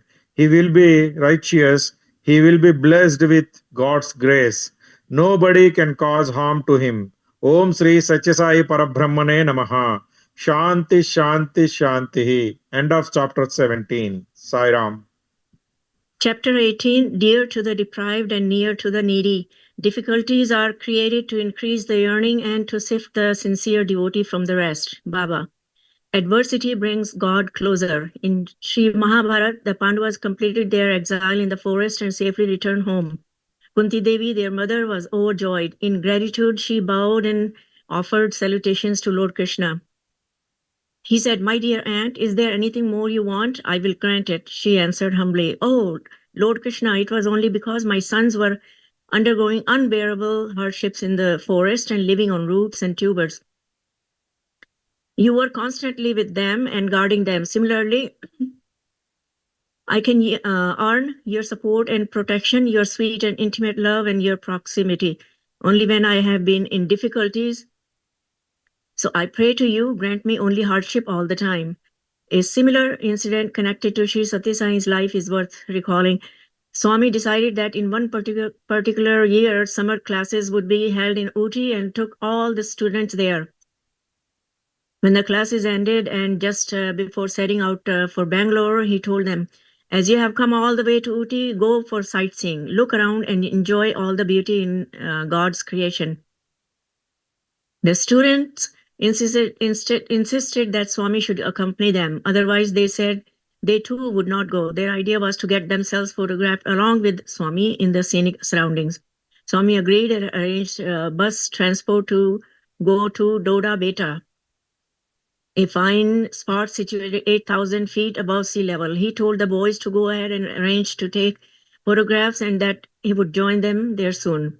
Sometime after they left, Swami left Nandanvanam for Doda Beta by car. After his departure, two young men came to Nandanvanam to see him. On learning that Swami was on his way to Doda Beta, they too left for Doda Beta on motorcycle. They, in their anxiety, reach and in fact overtake Swami's car. They drove at high speed. Persons traveling with Swami in his car wondered, "Who are these boys? They are driving too fast. They must be rowdies." Baba corrected them. No, you should not rush to a conclusion without knowing the facts. They are eager to have my darshan." At a turn on the road, the young man on the motorcycle came too close to Swami's car at a high speed. They lost control and fell down. Immediately, Swami had his car stopped. He went to them and wiped the dust and dirt off their bodies and gently reprimanded them. "My dear boys, are you hurt? Why are you driving at high speed? You should not do such rash things. If you want to see Swami, you could have come to Nandanavana. The boys replied, Swami, we are very much wanting to see you now that we met with this mishap. We have got not only your darshan, but also your sparshan and sambhashan too. If we had not fallen off like this, you would not have come to so close to us. You would not have patted us on our head so affectionately, and you would not have talked to us with such sweet intimacy. So, Swami, even if you give us any amount of hardship or adversity, grant us also your darshan, sparshan, and sambhashan. In order to receive the bliss of this God, this kind, we will be prepared to undergo any amount of suffering. After narrating this touching tale of love and compassion, Bhagawan Baba said, God does not bestow as much closeness and love when you are comfortable and enjoying life as when you are in trouble and suffering the panges of adversity. In God's view of things, both suffering and happiness are equal. Those who love God with all their heart and soul will have no desires. There are any number of people who are ruined for lack of sincere faith, but there is not a single believer abandoned by God. None whatsoever. Once morning, women devotees were entering the audience hall in Prashanti Nilayam to have darshan of Swami. They were observing due silence and were also walking in orderly lines. But a lady volunteer at the entrance was curt and rude in her manners and was using somewhat impolite words while trying to hustle them inside. Many women felt bad about her behavior. One of them was very much upset.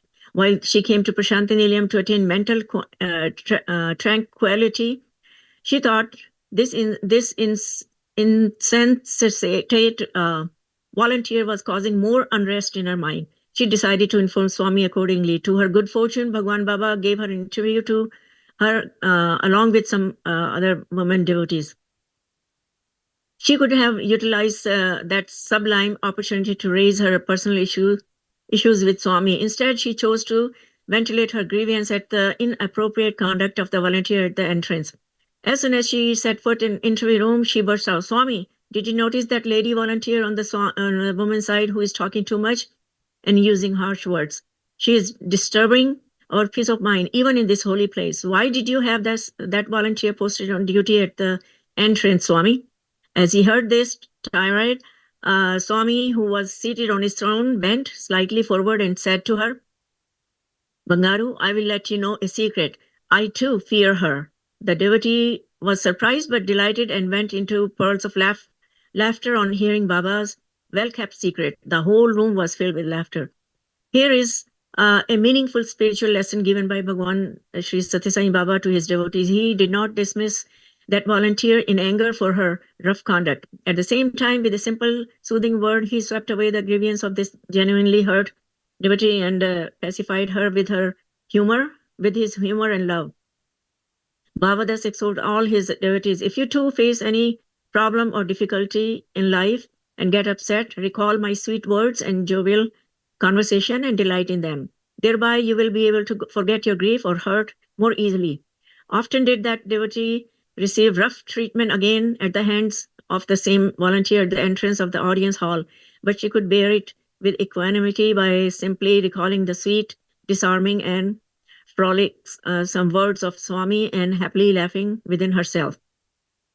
Wherever you're troubled by life's problem, recollect Swami's divine discourses, exhortations, parables, and tales. Your trouble will be swept away like dark cloud driven away by wind. This incarnation in human form of the eternal, universal, supreme reality, the personification of truth, awareness, and bliss, the embodiment of unbounded compassion, Bhagawan Sri Sathya Sai is showering divine bliss, Ananda, on humanity and enabling mankind to easily cross the difficult-to-cross ocean of birth and death. 9 types of bhakti. According to Sri Mahabhagavata, Shravana, hearing, Kirtam, singing, praises, Smaran, remembering, Pada Sevan, touching feet, Vandana, salutation, Archana, worshipping, Dasya, serving, Sakhya, friendship, and Atma Nivedan, surrender, are the 9 types of devotion to God. These are like steps that led by stages to reach and merge with God. Let us consider an illustration that holds a mirror, as it were, to the experience of hundreds of thousands of devotees visiting Prashanti Nilayam. First of all, we hear quite a lot about Bhagawan Sri Sathya Sai Baba. We hear that Sri Sathya Sai stays in the holy place of Puttaparthi in the Anantapur district, that he gives public audience morning and evening every day in the audience hall in Prashanti Nilayam, that he is clothed in a long robe of red color, that he wears a distinctive crown of black hair, and he presents a magnetic divine vision to the onlooker. We also hear that very sight of Bhagawan gives an indescribable happiness, and that he can relieve every suffering by a mere touch of the word. We hear that he can materialize any and everything by mere movement of his divine hand, and that he can cure any disease by his mere will. We hear hundreds of such experiences from all sides. This is the first stage, Shravana. Back home, the whole household will gather together and exchange notes and experiences. Have you heard this? Have you also heard this about miracle, this wonder? Sri Satya Sai Baba is God incarnate. They say he's an ocean of mercy.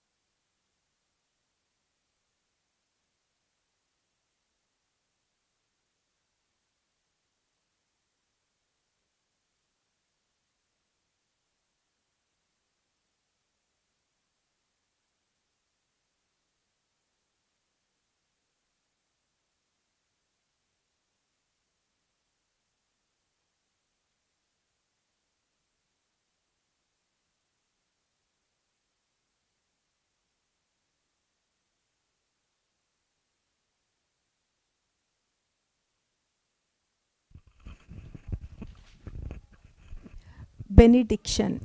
Palashruti. Parayanam of this holy book brings the beatific divine form of Bhagavan Sri Satya Sai Baba to the reader's mind with the abundant grace of Bhagavan. His divine name dances on his tongue and lips. Baba said once that gardener orders the laborer to dig. The laborer just obeys and digs on.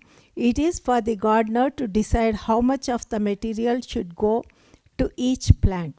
Similarly, my order is that you perform Namasmaran and Rupadhyan, mental repetition of the name and meditation of the form.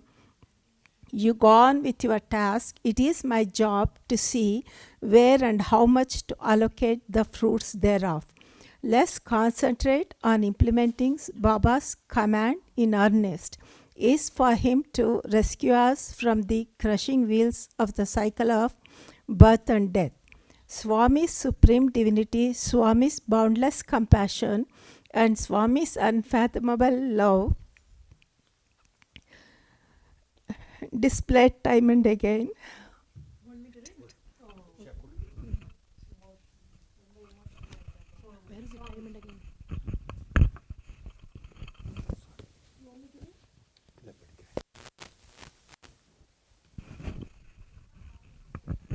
Swami's supreme divinity.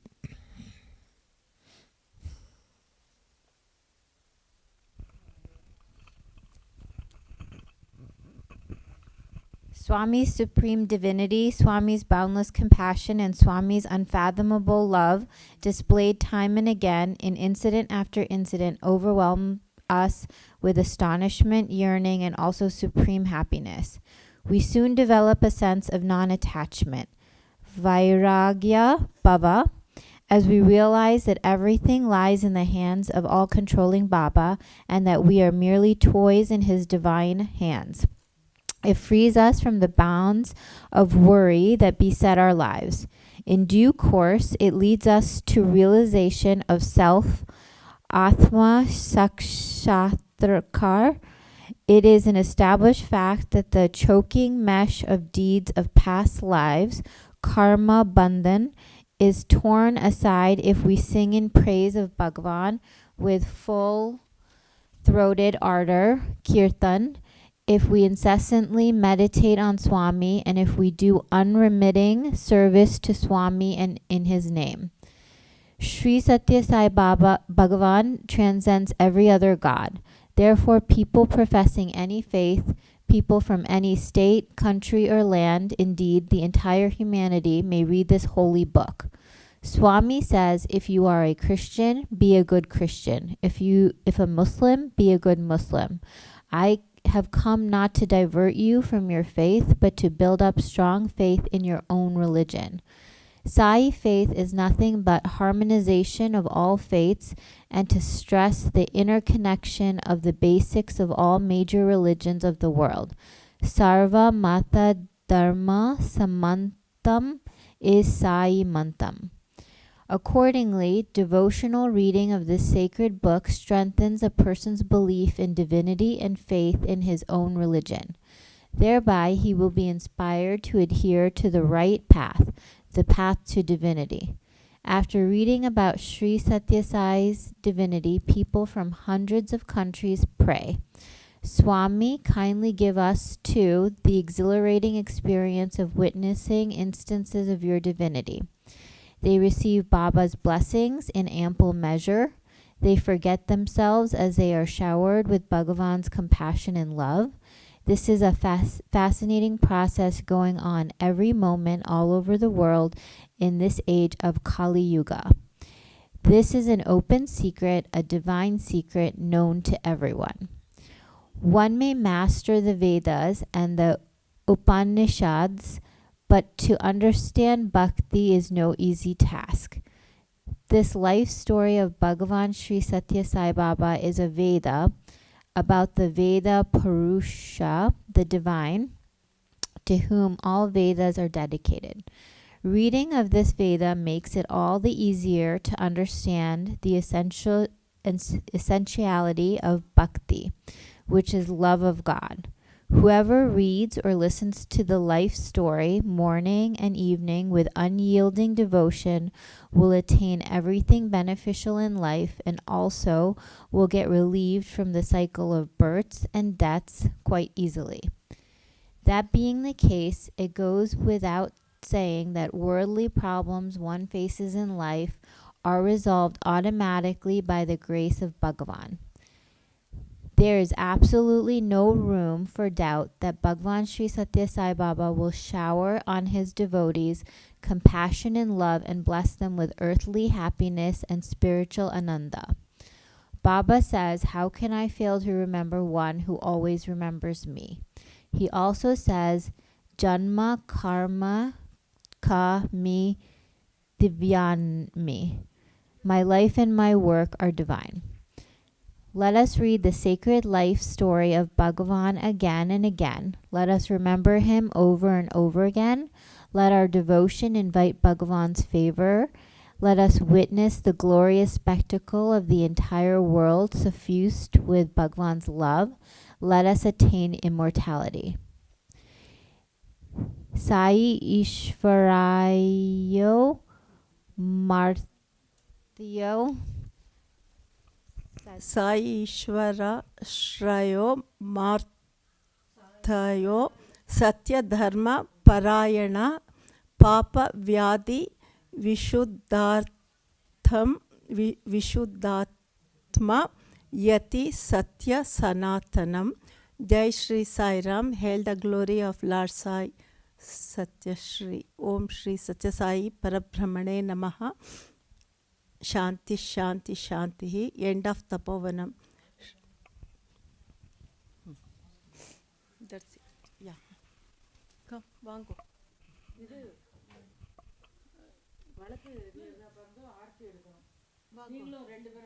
Jaya, Mingo.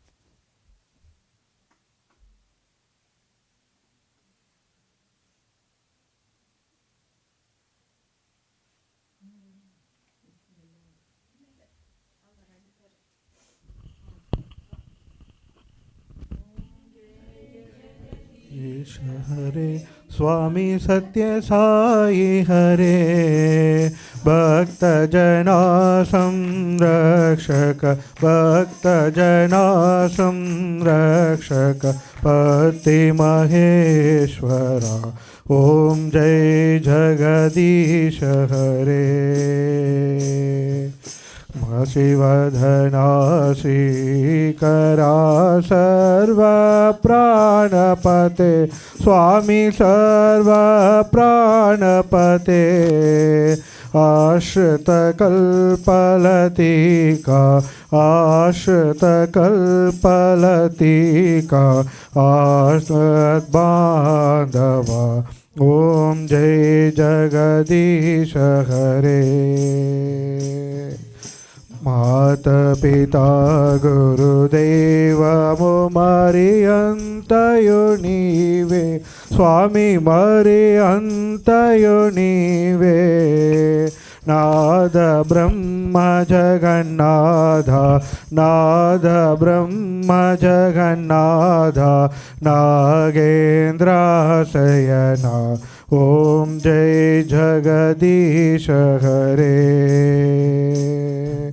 ओंकार रूप ओजस्वी ओम साई महादेवा सत्य साई महादेवा मंगल आरती अंदुको मंगल आरती अंदुको मंदर गिरिधारी ओम जय जगदीश हरे नारायण नारायण ओम सत्य नारायण नारायण नारायण ओम नारायण नारायण ओम सत्य नारायण नारायण ओम सत्य नारायण नारायण ओम जय सद्गुरुदेवा नारायण नारायण ओम सत्य नारायण नारायण नारायण ओम नारायण नारायण ओम सत्य नारायण नारायण ओम सत्य नारायण नारायण ओम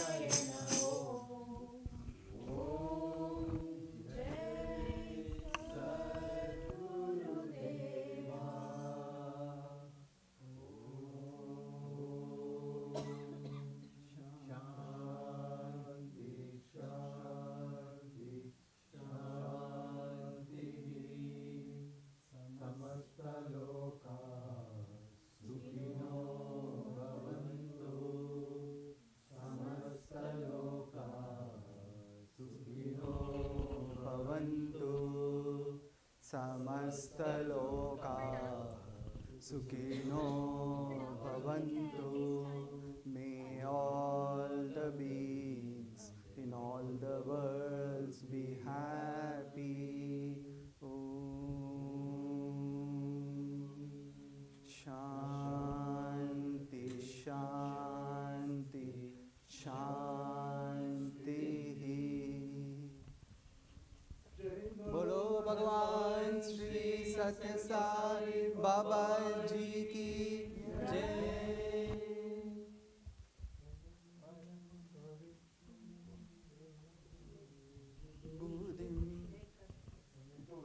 You can give it now. Paramam Pavitram Baba Vibhudim Paramam Vichitram Leela Vibhudim Paramartha Ishtardha Moksha Pradhanam Baba Vibhudim Idamashrayami. Paramount miraculous Baba's creation, flowing from his blessed hands, holy creation, granting us the greatest one, God's divine protection. Beloved Baba, grant us liberation. Paramam Pavitram Baba Vibhudim Paramam Vichitram Leela Vibhudim Paramartha Ishtardha Moksha Pradhanam Baba Vibhudim Idamashrayami.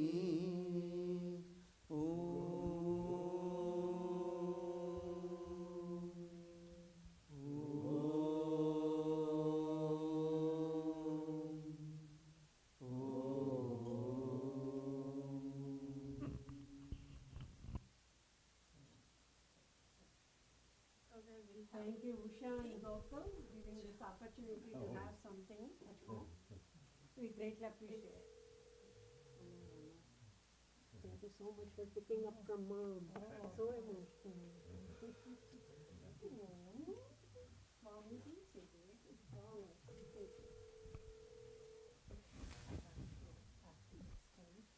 We will have coffee tea. Okay. Okay. Okay. We will do that. Oh, she will give the hug. How about that? She will give that.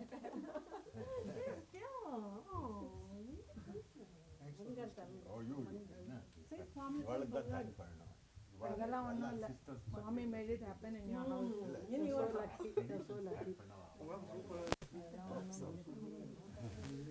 Emotional, I tell Baba.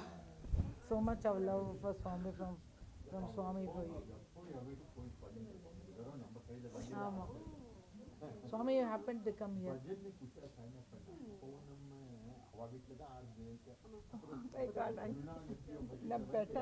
So much love, Swami is on you.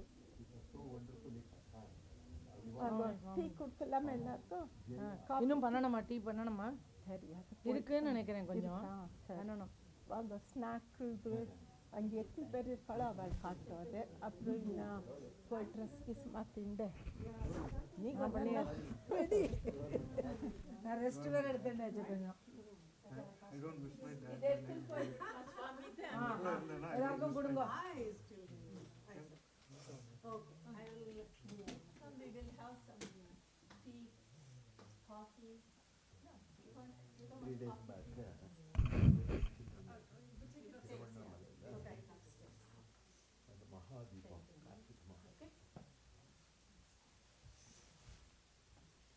Thank you, Jaya. Thank you. உங்க charger வேணும் எனக்கு.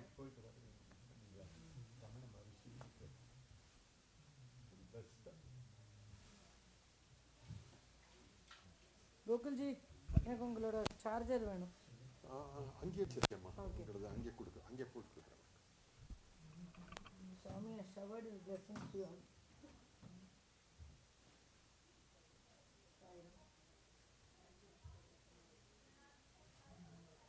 என்னோட book கொடுத்துருங்கோ அது எல்லாமே share இந்த அம்மா இந்த பணம் கொடுத்தா நம்மளுக்கு படிச்சுட்டு போகிறோம்